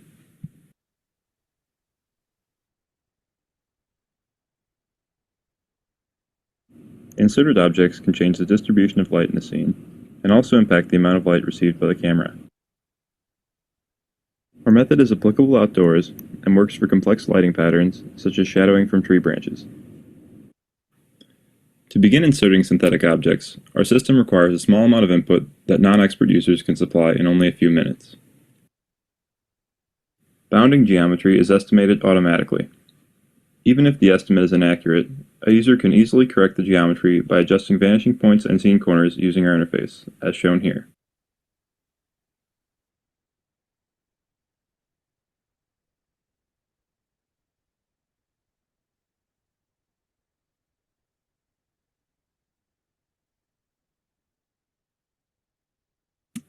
The user then annotates light sources by clicking in the image. Additional geometry can be added by scribbling in the image.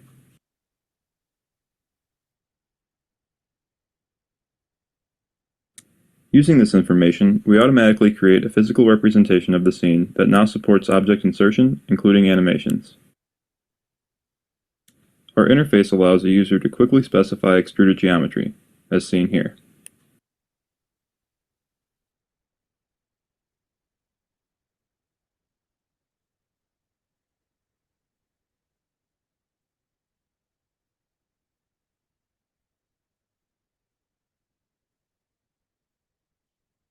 Our system is quick and easy to use. This result was created by a novice user. Yes, so I think you can understand what that means. So these kind of things are possible with this. I'm not saying that I have the capacity to teach you how to do that, but they can be done with these techniques. So what if the world coordinates of the reference 3D point are not known? We can use a scene feature such as vanishing points. So let's do that. Look at this vanishing point thing. So last time in the previous lecture, we looked at the camera calibration. And then we thought about the way of camera calibration by knowing the 3D location of the points in the image by using a calibration object like that. But here we are using the vanishing points. So vanishing point is something like this. Now, if you extend the parallel lines, now this parallel line, this line, this line, this line, and this line, they will seem to meet at a point. And that one is called a vanishing point. And if we extend the another set of parallel lines which are perpendicular in reality in the image, they will also meet at a particular vanishing point somewhere here. And those are vanishing points. And if you join this vanishing point, you get a so-called vanishing line. In the vertical direction, this one is an infinite vanishing point that cannot be located on the image. Both these things can be located on the image, right? Slightly outside, but on the image. Okay, let's see this vanishing points. Now think about this line in the scene. Yeah. And this is the camera center. This is the image plane. So if I think about a point in the 3D here, what is the location of its image? So you have to join using this line, the camera center and the 3D point, right? And then when that ray or the line cuts the image plane, you get the imaged point. I hope that is clear to you. So now slightly move that point. Now you can see where the image point is. Move further, further. And then when you move it to infinity, you can see that location stops in the image. It does not move anymore. So that one is called the vanishing point. So vanishing point for that direction. So you can see this blue line and the line going through this line and this line are parallel. And that meets the image point at this point called V. That's the vanishing point of that direction. Okay. All lines having the same direction share the same vanishing point. Okay, now let's mathematically characterize that. Let's parameterize the line using this one, right? Okay, so x naught is x naught, y naught is z naught 1. So let's take that point, and we can take a direction in that line called d1, d2, d3, and we can add a small amount of that to move along that line, right? I think it's very clear. So if you do that, then we can get xt by adding a t of that in that direction. Okay, so now we divide by t. All right, now you can see what that is. Now if we set t to infinity means you are sending xt to infinity. You are sending xt to infinity. When you are doing that, you can see you get a coordinate where the last coordinate is 0 in the homogeneous coordinate frame. So that kind of a point is called this is the direction. This is a direction. X naught, x infinity is a point at infinity. V is its projection. Can you see that? It is a beautiful way, right? Now, this is why these homogeneous coordinates are called homogeneous. Points at infinity and points, finite points, both are homogeneously represented. So you can see the value of that last coordinate, right? I hope this point is clear. If you have any question, as usual, you can type it or you can turn on the mic and ask at any time. Okay, let's move further. Okay, so these are these kind of vanishing points. So you can see V3 is infinity, V1 and V2 are finite. So note that V1, V2 are finite vanishing points and V3 is an infinite vanishing point. Consider the scene where three orthogonal vanishing directions. We can align the world coordinate system with these directions. Okay, now let's see. Now this is the way we find the parameters in the camera matrix. So P is the camera matrix. You can see it has 12 parameters. So first we call them P1, P2, P3, P4, the columns. Each column we call P1, P2, P3, and P4. So let's take this one, 1, 0, 0, 0. What is this? This is the x direction. Remember, in a direction or a point at infinity, we have the last coordinate as 0. This is the x direction, 1, 0, 0, 0, x direction, 0, 1, 0, 0, y direction, and so on. If we multiply like that, also remember, when you project using the camera, you get the vanishing point. Okay. Now this is, when you multiply that, you see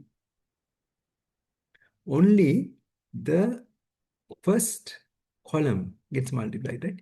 So P11 multiplies this one, and P21 multiplies this one, and P31 multiplies this one. So you can see what you get is actually P1.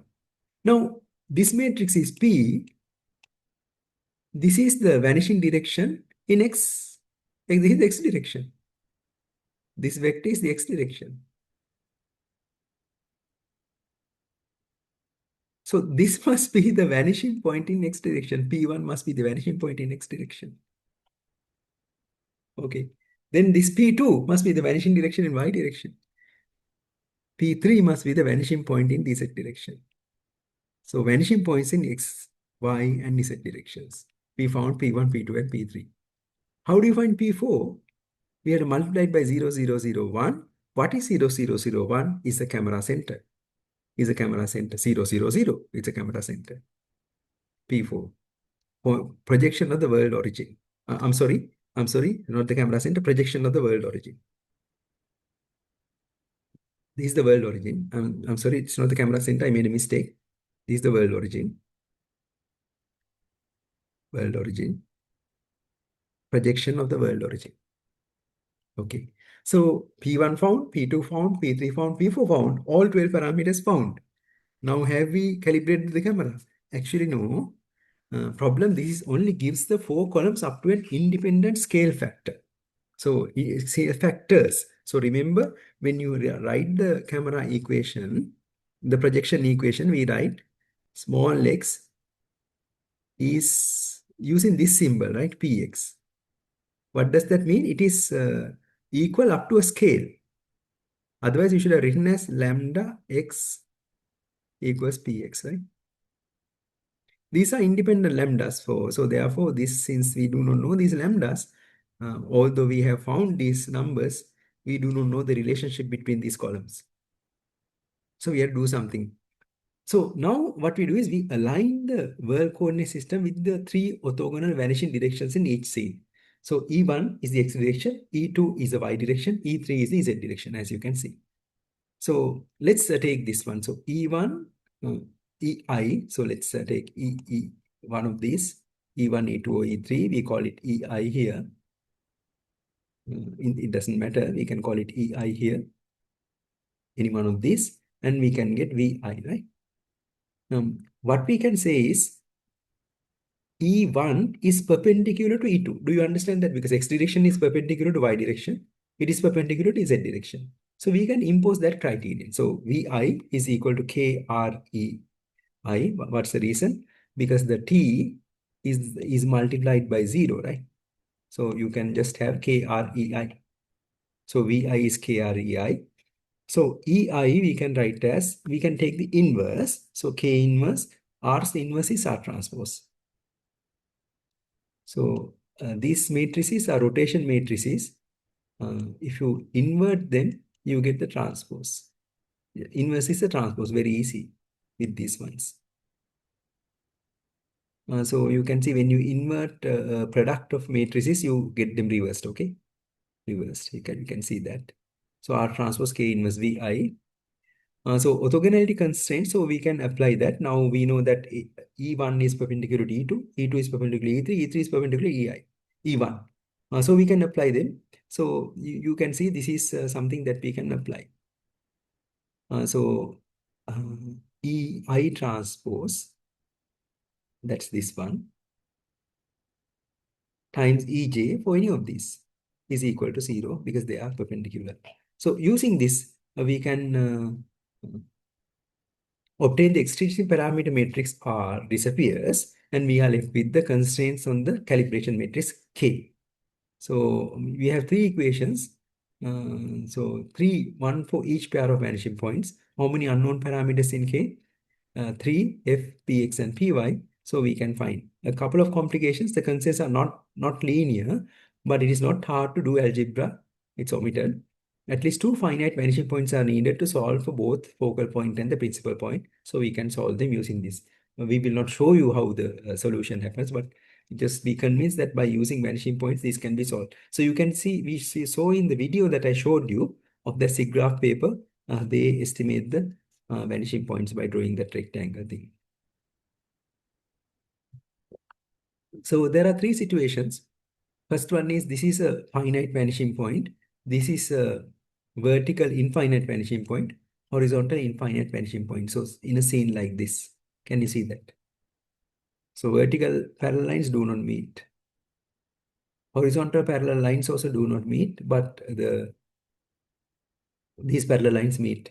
Here, vertical infinite vanishing point, but horizontal and finite vanishing point here. These two vanishing point are finite. So only these green lines do not meet. Here, all three types of lines meet. Yeah. For this, we can solve for focal length and principal point. For a scene like this, we cannot find. Yeah. So calibration from vanishing point, constraints on vanishing points Vi equals KREI. We just use the orthogonality constraints to solve, okay? And now we have K inverse Vi REI because we know K now. K is known now. So then we notice that REI is R1, R2, R3. These are the columns.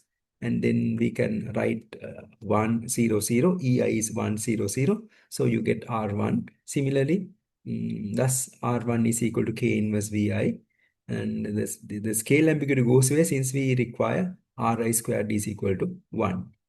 Because these are orthonormal matrices. So like this, by using vanishing points, we can find the camera matrix for the condition, with the condition that there are two or more finite vanishing points. Solve for intrinsic parameters, focal length, principal point using the three orthogonal vanishing points. Get extrinsic parameters, that means R, directed from vanishing points once calibration matrix is known. But although we can estimate these numbers are not numerically very good because vanishing points cannot be exactly estimated because they are far away. Advantages: no need for calibration chart 2D, 3D correspondences, could be completely automatic. Disadvantage: only applies to certain kinds of scenes. It is tricky to accurately localize vanishing points. Need at least two finite vanishing points. Okay, now let's look at measurement from a single image. Any questions up to now? I know that these sections are a little bit complicated. So, but if you have any questions, I can happily answer. Okay. So maybe you are interested in this measurement from a single image. Okay. So see, measuring the height, measuring within planes, these are the things that we can do. For example, yeah, let me show you some examples. So for these kind of scenes where the geometry is available, so we saw that there are perpendicular lines here. Also, this is the scourging scene. There are parallel lines available. So height can be found. So this is You can look at this, what Amy's room means. So I will not go through this. It's a fun thing to look at. This is the picture of that Amy's room. Okay. Okay. So measuring height without a height with a ruler. So if you have a ruler, and you want to measure the height of this man, okay, now in the scene there's a ruler also. Now you want to measure the height of this man. Okay, now this is a situation like this.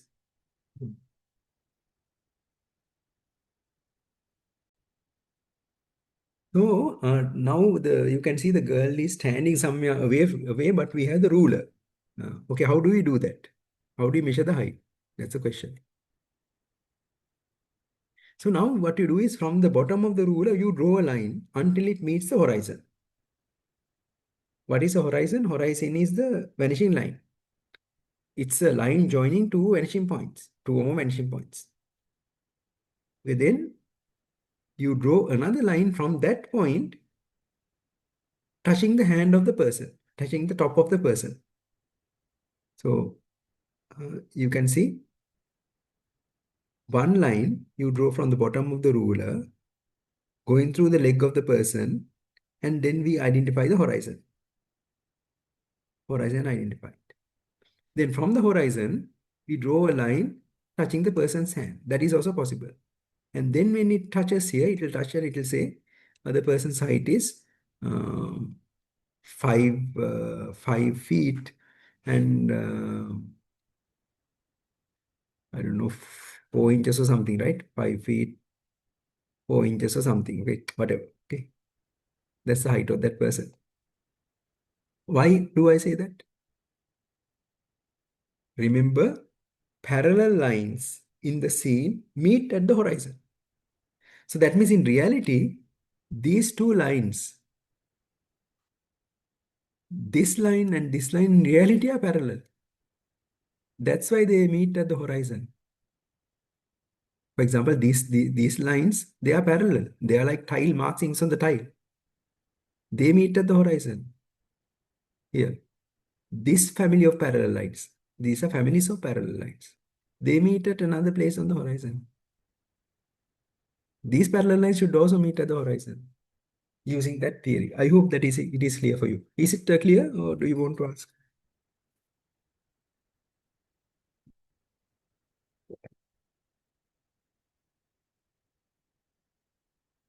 Okay. So okay, 5.3, yeah, something like that. So if you take the tortoise, you can find, and the camera height also you can find. It's the height of the horizon. So these things you can slightly think about it further. Okay. But now that's with a rule, no? Without a rule, how do you do that? There is a method for doing that also, but you have to have a calibration object. You have to have some object whose height is known. This object's height you know. And what you want to find is the height of an unknown object. Okay, so this person's height you do not know, but this tower's height you know. Okay. But before moving further, I need to give you some information about some thing, which I will do now.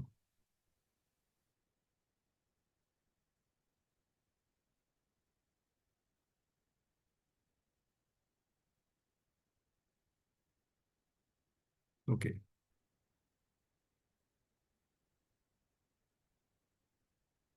Mhm.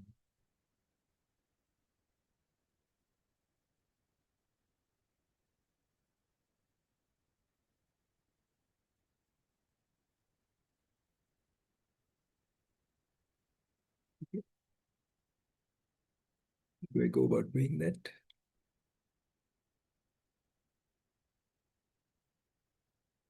Oh, it got stuck.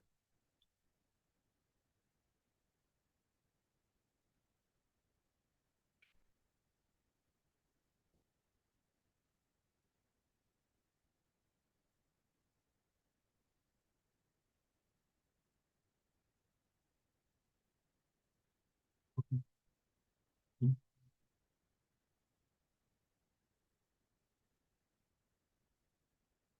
Okay, think about this line, okay? I call this line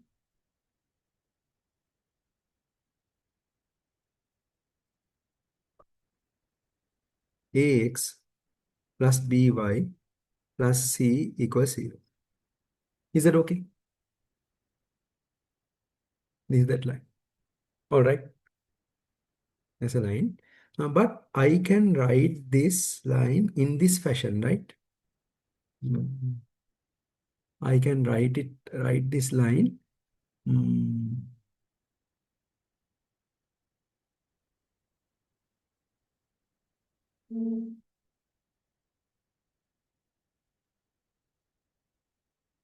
See whether you are agreeable with this.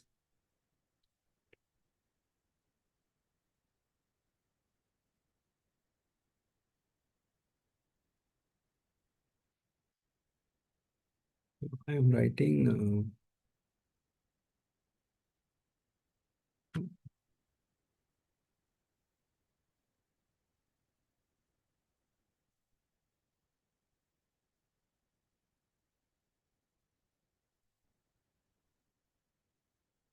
I will write this as A, B, C, X, Y, 1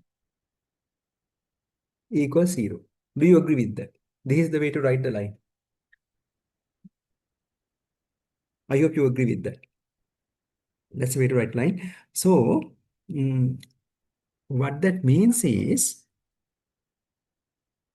if I take ABC to be the line, L, that's a line, transpose X equals 0. Do you agree with that?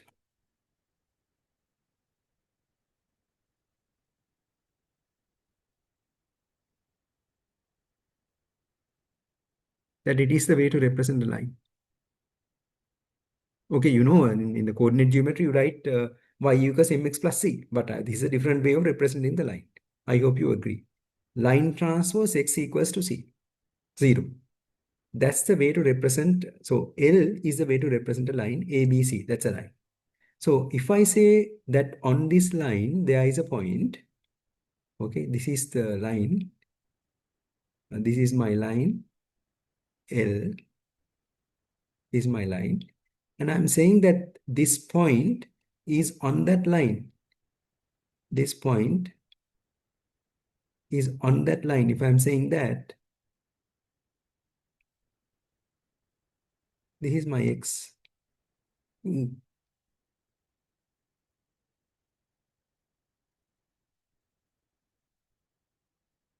is my X.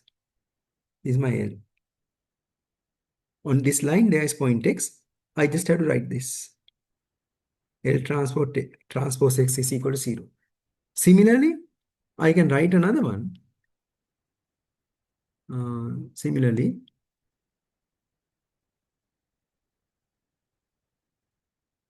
I can write like this also.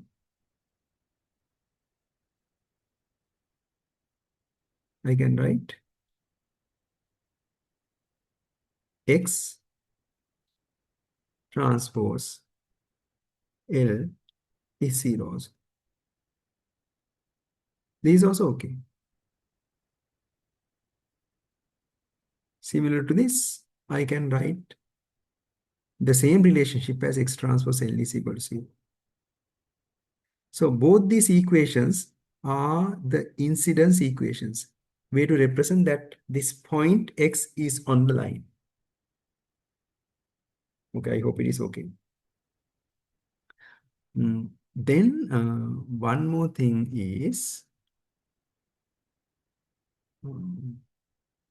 by the way, you can see when you are representing a line, you use 3 coordinates. When you are representing a point, you use 3 coordinates. These are homogeneous coordinates.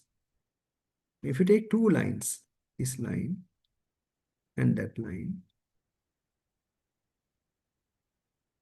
2 points also on a line. So I want to write this as L1 is as L2 and the point of intersection is X.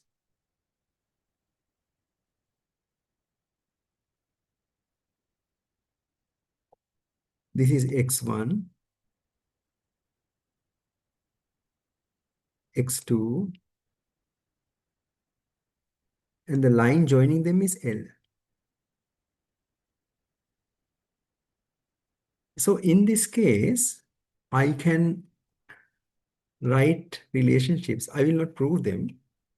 That this point of intersection X is equal to, very beautiful, L1 cross product L2. It is beautiful, right? You can see how nice it is.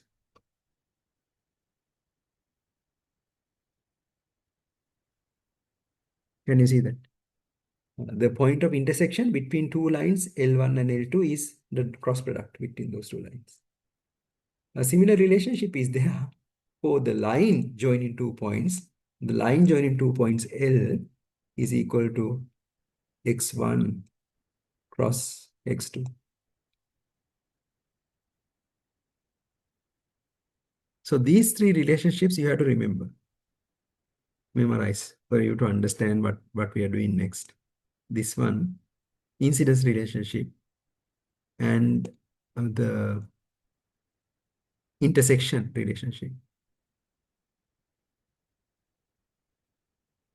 Okay. Yes. So with this, we move forward. I can take an example and do it if you wish. Take an example also. Okay, now we want to find the height of this man. We have the object, this height we know. So first thing that we do is we identify the place where the column touches the ground, B, and the man's feet touching the ground, B0, and we draw a line and we find the vanishing point when that line touches the horizon. Okay. Now the thing is this.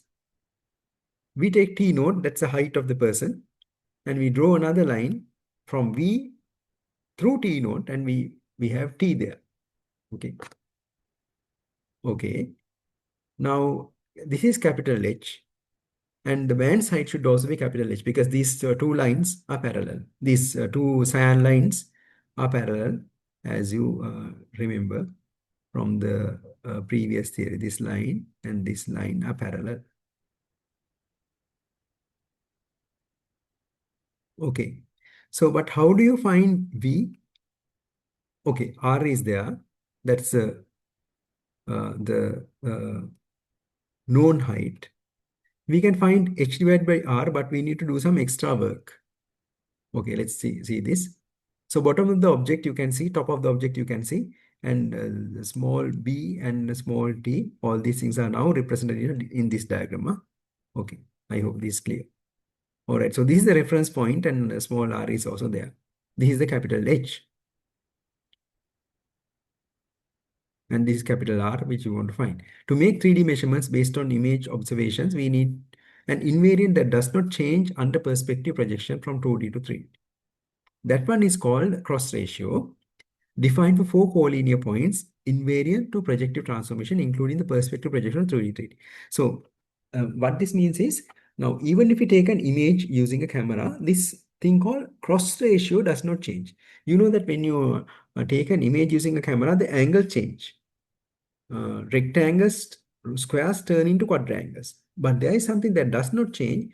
This is called a so-called cross ratio that does not change. So you can see that one is P3 minus P1, P3 minus P1, which is here, and P4 minus P2, which is here, divided by the other ratio, P3 minus P2, this one, P4 minus P1, this one. That does not change. Okay, so we have to do this on the image as well as in the scene.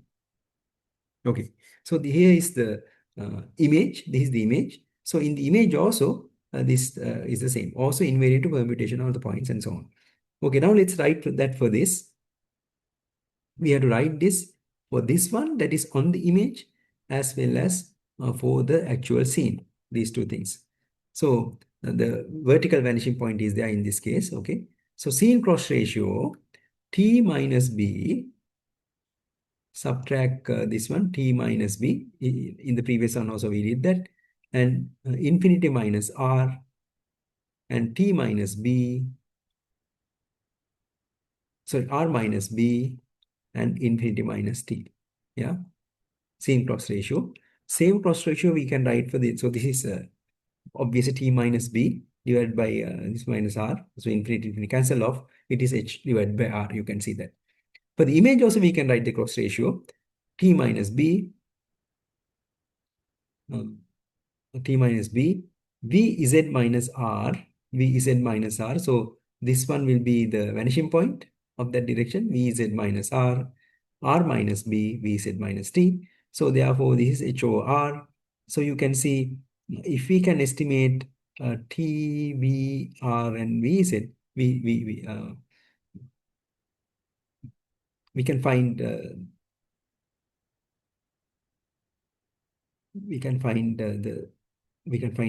this one, the R, height of the man. Okay, so this is the cross ratio. So now here is the little bit more mathematics. So okay, how do we compute the coordinates of V and T? That's the question. If we have the coordinates of V and T, we know the height of the man from this equation that we are given. Okay. Okay, oh my goodness, I have given them, I wrote them again. So the same thing, the cross, so yeah, this I have given. Okay. So now look at this. Now we have the Vx and Vy. These are the vanishing points of this parallel set of lines and that parallel set of those we can locate. It is very easy. If you look at an image, you will know that. Now, for example, now let's I'll show you an image.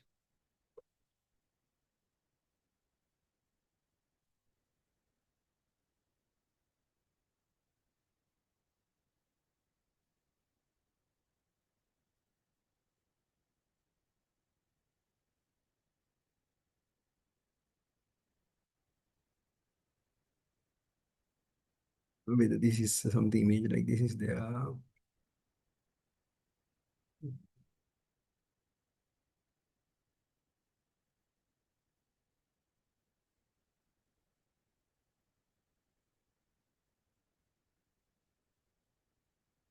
Yeah, that kind of image cannot be found. But look at this now. Look at this one, this image. You can see. So these are parallel lines. They meet right here. Where do they meet? They meet at the horizon. You know that this is the horizon, right? Where the sky touches the ground. This is the vanishing point. You can see it's true. So if you have another set of parallel lines like that, they will meet at the horizon somewhere here. So horizon can be estimated. There's no problem with that.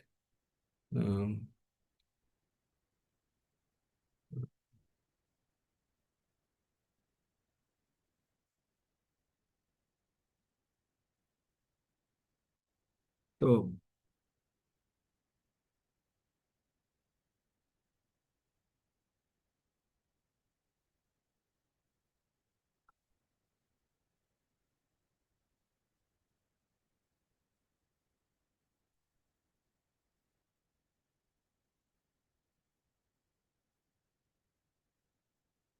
So if you look at a tidal force flow or something, you can see this.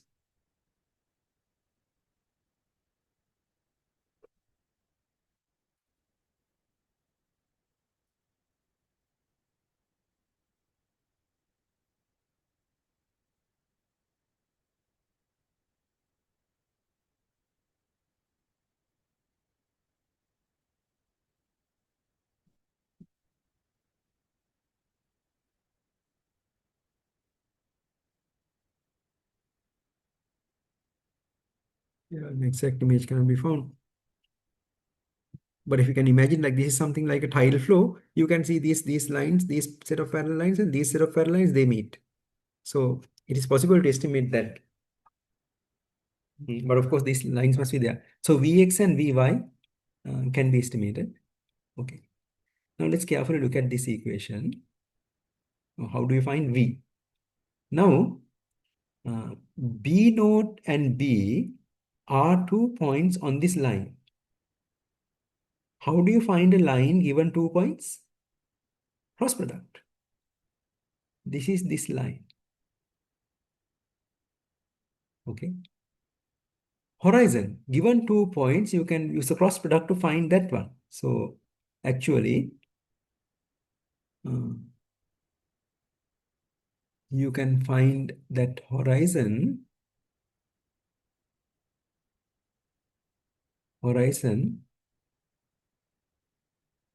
this line, the horizon, is composed of this point and that point, which we know. And from that, we can find that line by getting the cross product. Cross product is the line joining 2 points. Okay, now these are two lines. If you get the cross product, you get the point of intersection of those two lines. Point of intersection of those two lines. You can see that theory we nicely used, right? We found the two lines using the 2 points, B0 and B, Vx and Vy, and use those two lines to find the intersection. Similarly, we can find the T by V times T naught, V cross T naught. So you can see by getting V cross T naught, we get this line. By using R cross B, we get this line, R cross B. And the intersection between those two lines, this cross product, gives actually T. So I hope you can see by using this knowledge of homogeneous coordinates and lines and points and the intersections, we were able to find all the points and use the image cross ratio to estimate the height of this unknown object H. I hope it is clear to you. Slightly complicated, but I hope it is clear. If you have a question, of course, you are most welcome to ask. Yeah. Yes. So now single measurement examples, if you know the reference height of this what do you call that this reference object, you can find the height of the person because there are parallel lines. So using that technique. So here reference height, this person's height, you know, and using this another reference height, this reference height, you know, this reference height, you know, you can find this person's height or something. Yeah. Then in this case, yeah, you can compare the heights of a group of people. You can measure the height of Christ in this depicted by that artist based on the height of those people. So now if you want to do measurements within the plane, now you can see this plane has been perspectively transformed because of the imaging thing. We have to unwarp it. Unwarp like that, then only you can make measurements. Yes. What is the kind of warp is this? This is a homographic warp. One warp or rectify an image, solve for the homography H, given 4 pairs of measures, assuming to have a known configuration, example a square. So that's how they were able to come up with this rectification. So you can see what was on the ground here. They were able to obtain by applying that homographic transformation. So you can see this is what they have done. Single view metrology. So in this case also this is what they have done. So some applications you can see automatic photo pop-up done by Derek Hoym in 2005. He did some estimation like that. These are early works, so we look at that also. I'm not too sure whether this link still works.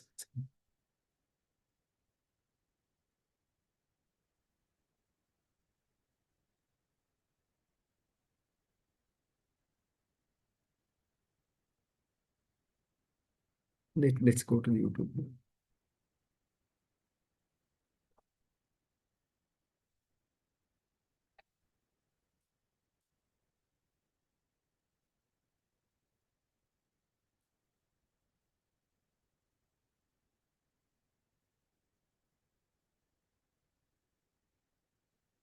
This is their video.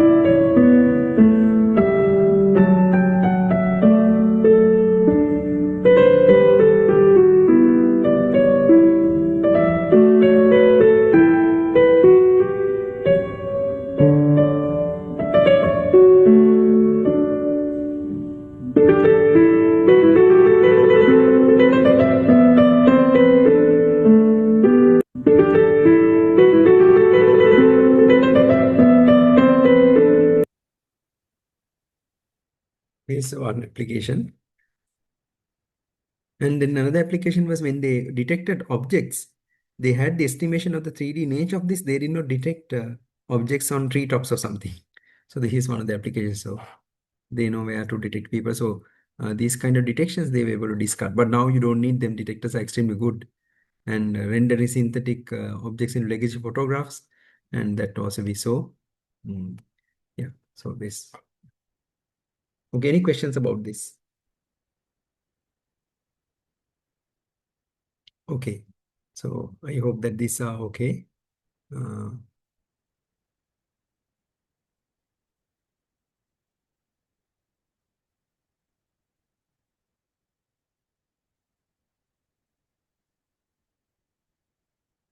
Yes, now we will look at we have finished looking at the camera calibration. We have looked at using one camera, how we can make measurements. We can do that with a ruler and without a ruler.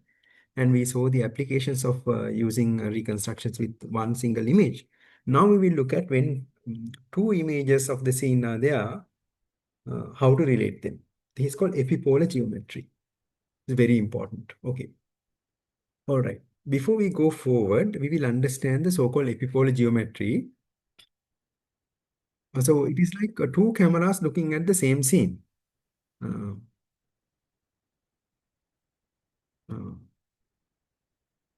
so if I draw a small picture of this, the situation is like that. You have some object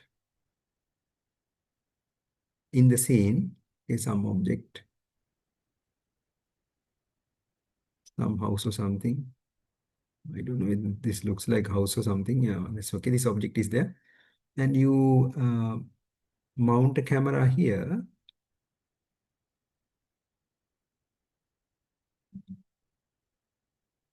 One camera here, looking at the house. And you mount another camera here.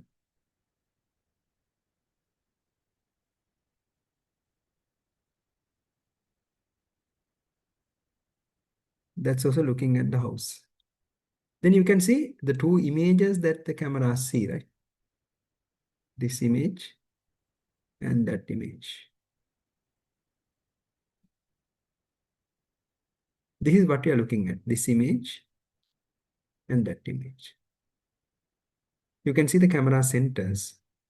The camera center here, actually center of the lens, and the center of the lens, this camera. And the line joining those lens centers is this line. That's called the baseline. So I hope this geometry is clear to you. Okay, so the two camera centers, you can see the left view and the right view. The line that joins the two camera centers is known as the baseline. We also have the baseline, the line joining the centers of lenses of our eyes. That's called the baseline. So if you try one exercise without moving your head, if you close one eye and there's a pencil, you have to ask someone else to hold that and try to touch that. You will not be able to touch it. Your finger will go further away or closer to the one because you don't have the 3D sensation then. To have the 3D sensation, you have to have both the eyes open. Or you have to have one eye closed and move the head. Then also you simulate the action of two cameras, multiple cameras. Okay. Baseline is clear. Now there is a point in 3D, capital X. Capital X is a point in 3D. Okay. Now, how do you find the location of the image? We of course draw a ray, right? Ray through that light ray through that point to the camera center. And then when where that ray cuts the image plane, we call it small x, the image of that point in the first camera. And we draw another ray from that 3D point to go to the center of the second camera. And when that ray cuts the image plane, we have the image of that in the second camera, X prime. The two, X and X prime, are the images in the first camera and the second camera respectively. Now you can see capital X, O, the center of the first camera, and O prime, the center of the second camera, form a plane. It's a triangle. That triangle we call the epipolar plane. You can see the pink one, that's the epipolar plane. That one. So actually, what we have to do here is this one. Now, something that we know is we know O, right? We know O prime. We know small x. We know small x prime. Okay.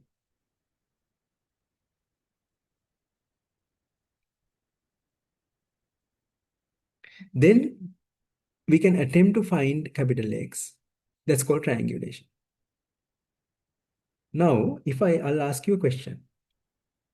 If I know O, if I know X, what can I say about the location of capital X? Capital X can be here. That's fine. Capital X can be here. Capital X can be here. Here. Anywhere along this light ray, right? Anywhere along this light ray, capital X can be there, anywhere along the ray. Now the question is, if this is defined and this is defined, if this O is defined, what is the location, possible locations of X prime or the image of capital X on the second camera? What are the possible locations? So we do not know where it is on this ray, anywhere on the ray. So the possible locations of O prime, listen, is the image of this whole ray on the second camera. That is this line. This line. This line. That's called the epipolar line. Epipolar line. In other words, that's where the epipolar plane, this plane, triangle, cuts the image plane, this image plane. Epipolar plane cuts the image plane. That's the epipolar line. So this is the geometry that is there when two cameras are located.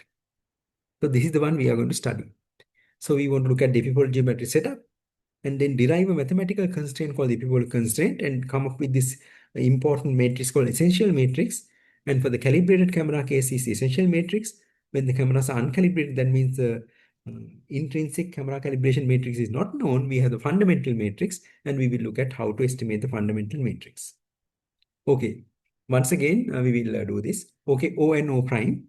We have two cameras, O and O prime. This is the baseline. I hope it's clear to you. I'm explaining it second time. And then we have the two epipoles. These are called epipoles. The baseline, where the baseline cuts the image plane, we call the epipoles, E and E prime. I hope this is clear to you.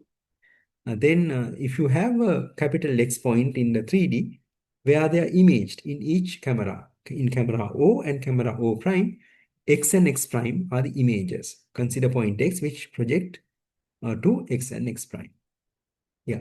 Then X, O and O prime, it's a plane, it's a triangle, it's called the epipolar plane. Okay.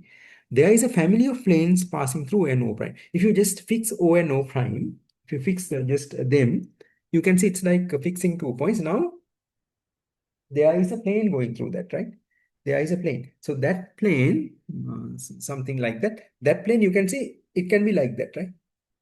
Because between this O and O prime are fixed, that this plane can rotate like that, depending on the location of capital X. If the capital X is here, it's like this. If capital X is there, it's like this. If capital X is here, it's like that. So that's why it's called a family of planes passing through O and O prime. This family of planes passing through O and O prime. So epipolar lines are these. You can see epipolar lines connect the epipoles to the projection of X. So you can see E and X are connected now. E prime and X prime are connected.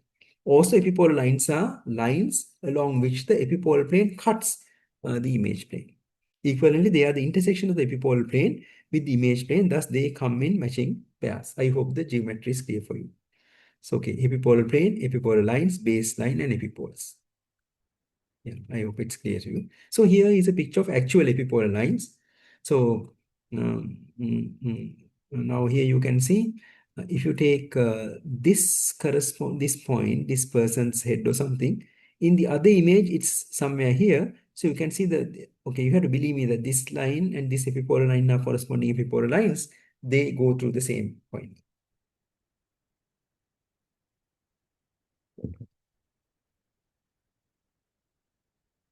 Okay. Now, there are example configurations. Converging cameras. Converging cameras are cameras looking at the same object. So their epipoles are finite. That means epipoles can be touched, may be visible in the image. Case like that.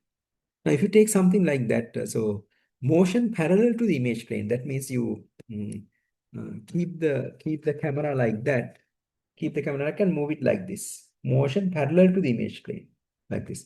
So if that is the case, where are the epipoles and what do the epipolar lines look like? Epipoles are infinity because these lines do not cut. They are cutting at infinity. Epipoles are at infinity. Epipoles infinity far away. Epipolar lines are parallel. See, something like this. Then if you are moving back and forth in a corridor or something like that, that means you are moving along the optical axis of the camera. That means you are moving the camera, this is the camera, moving the camera like that. Move the camera along the optical axis. Like that. Epipole is the focus of expansion. That means epipolar lines go like that through the epipole, as you can see here. Yeah. Yeah. Okay, now let's look at the epipolar constraint. Okay, suppose we observe a single point X on one image. Okay, then we draw this line, the ray. So X can be anywhere on that. And then we can say this can be a point, this can be a point, this can be a possible point, this can be a possible point. So therefore, you can see this epipolar line.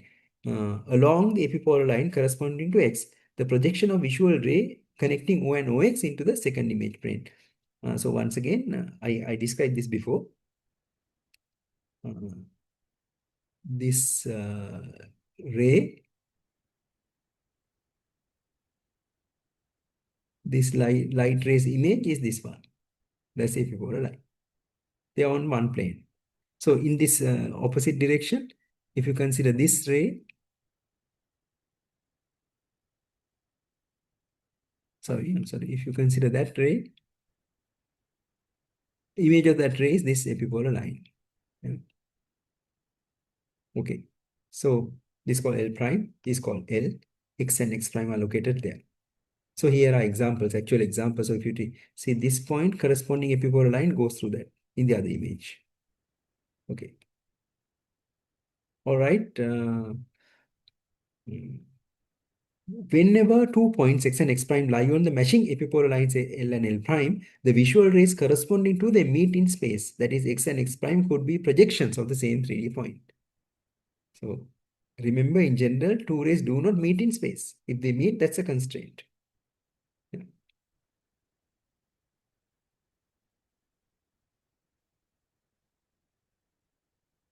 Okay, so let's see how to get the essential matrix. All right, so now this is slightly mathematical. You have to watch. Calibrated case. So R is the rotation of camera O prime with respect to the camera O is the rotation. T is the translation. Consider that as a translation vector. Okay. Assume that intrinsic and extrinsic parameters of the camera are known. World coordinate system is set at the first camera. Then the projection matrices are given by KIO, K prime RT. Is that okay? If the world coordinate system is aligned with the first camera, you know there's no rotation, so therefore rotation matrix is I, translation matrix is 0. Now there's a rotation matrix and the translation matrix. This is the first camera, P1 and P2, right? So we looked at the camera matrices today, P1 and P2. Okay. We can pre-multiply the projection matrices and the image points by inverse calibration matrix to get normalized image points. So by now we know K and K prime in this case because we assume calibrated cameras. So therefore we can get normalized ones by pre-multiplying like so. Then you have I0x and RTX is there. Okay. So you can see this point therefore is I0x1. Remember we had always given x1. And this point is RTX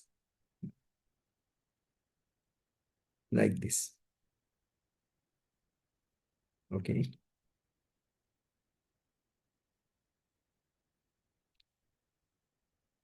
All right. Now we have x prime equals RT, RXT, x prime. This means the three vectors x prime, Rx, and T are linearly dependent. Can you see that? Because x prime has been expressed as Rx and T, so therefore they are linearly dependent.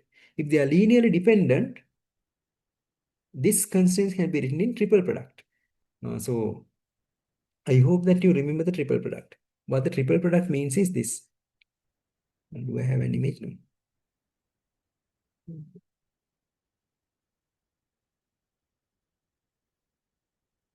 Triple scalar product or something. I think this is something that you have done for A level. So now you have a vector here. You call that vector A. And another vector B.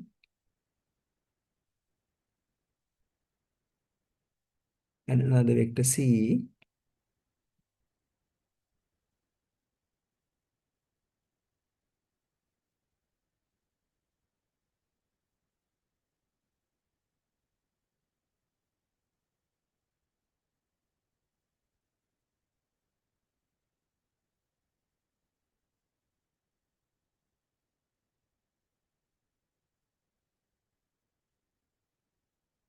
Okay.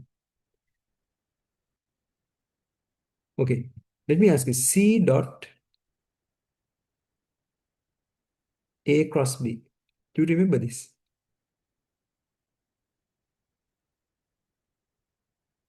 C dot A cross B. What is the value of this? Do you remember this is the volume of the parallelepiped? Volume of this thing. Volume of that thing.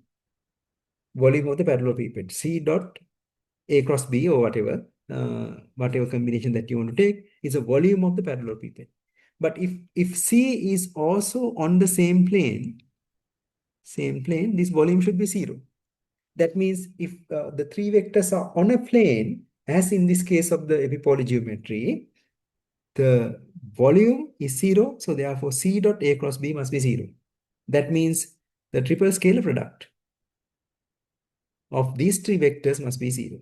So this is what we have written here, x dot t cross rx must be 0. It's very, very simple mathematics. But now when you just see the equation, you don't understand. But now I hope you understand.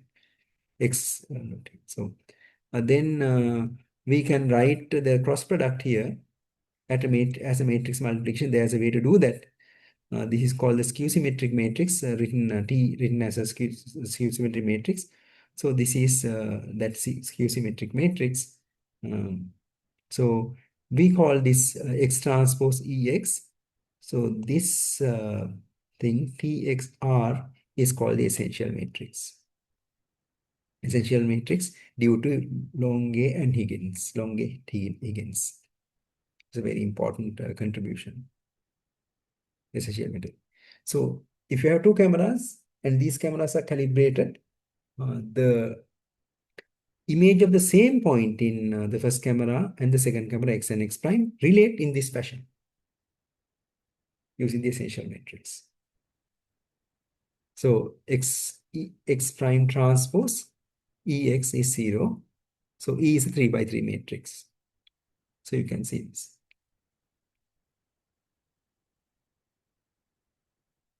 So a few more things. Now remember that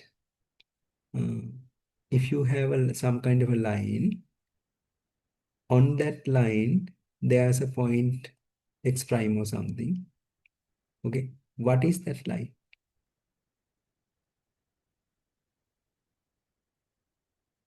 What is the relationship? You know that x prime, okay, we have x prime transpose L prime is equal to 0, right? Remember that this we had another line. We had the line, and then we said if there's a point on the line x and line is L, we said that x transpose L is 0, right? Very simple. That's the incidence relationship. Okay. Similarly, if we take the point as x prime, line as L prime, then x transpose L prime must be 0. So here you have x transpose, and here you have something. Then this something must be L prime. So you can see we have an equation for this L prime. That's the epipolar line. Epipolar line. Epipolar line L prime is EX. It's beautiful, right? So I wrote this, recall that line thing also I wrote. Yeah. Okay, similarly, we can find L equals E transpose X prime. I will not go through that detail. And E is 0, E transpose E prime is 0. So these things I will not tell you, but if you really need, you can briefly go through this book. The online copies are available. E is singular, rank 2, and has 5 degrees of freedom. So I will not go through details of the last 2 points. That's the essential matrix. So we will look at the fundamental matrix next time. A few more slides are there in this slide deck, fundamental matrix next time. And then next time we will look at the structure from motion also, actually making a 3D reconstruction out of this knowledge. And then this section will be complete. So in this section, we started looking at the cameras. And then we understood that cameras are composed of parameters. Those parameters can be captured into a 3 by 4 matrix called the camera matrix, P. And that is composed of K, intrinsic camera calibration matrix, and R, the rotation matrix, and the T, the translation matrix. Then we looked at how to make measurements using one single camera. Then we looked at how the two cameras are related. If the cameras are calibrated, what that means is R matrix and the K matrix and T matrix are known, then that relationship is captured by X prime transpose EX equals 0, where E is the essential matrix. Yeah, that's what we covered up to now, and we will move forward from here next time. So there is a quiz. I request you to do that. It's a very easy quiz. If you go through the slides, you can get full marks of the quiz. I think you are getting that. So if you have any questions, I can answer. Otherwise, we are done for today. I know that it's not an easy weekend for you every day, every week, because you have classes. I wish you a pleasant rest of the weekend. If you have any questions, please ask.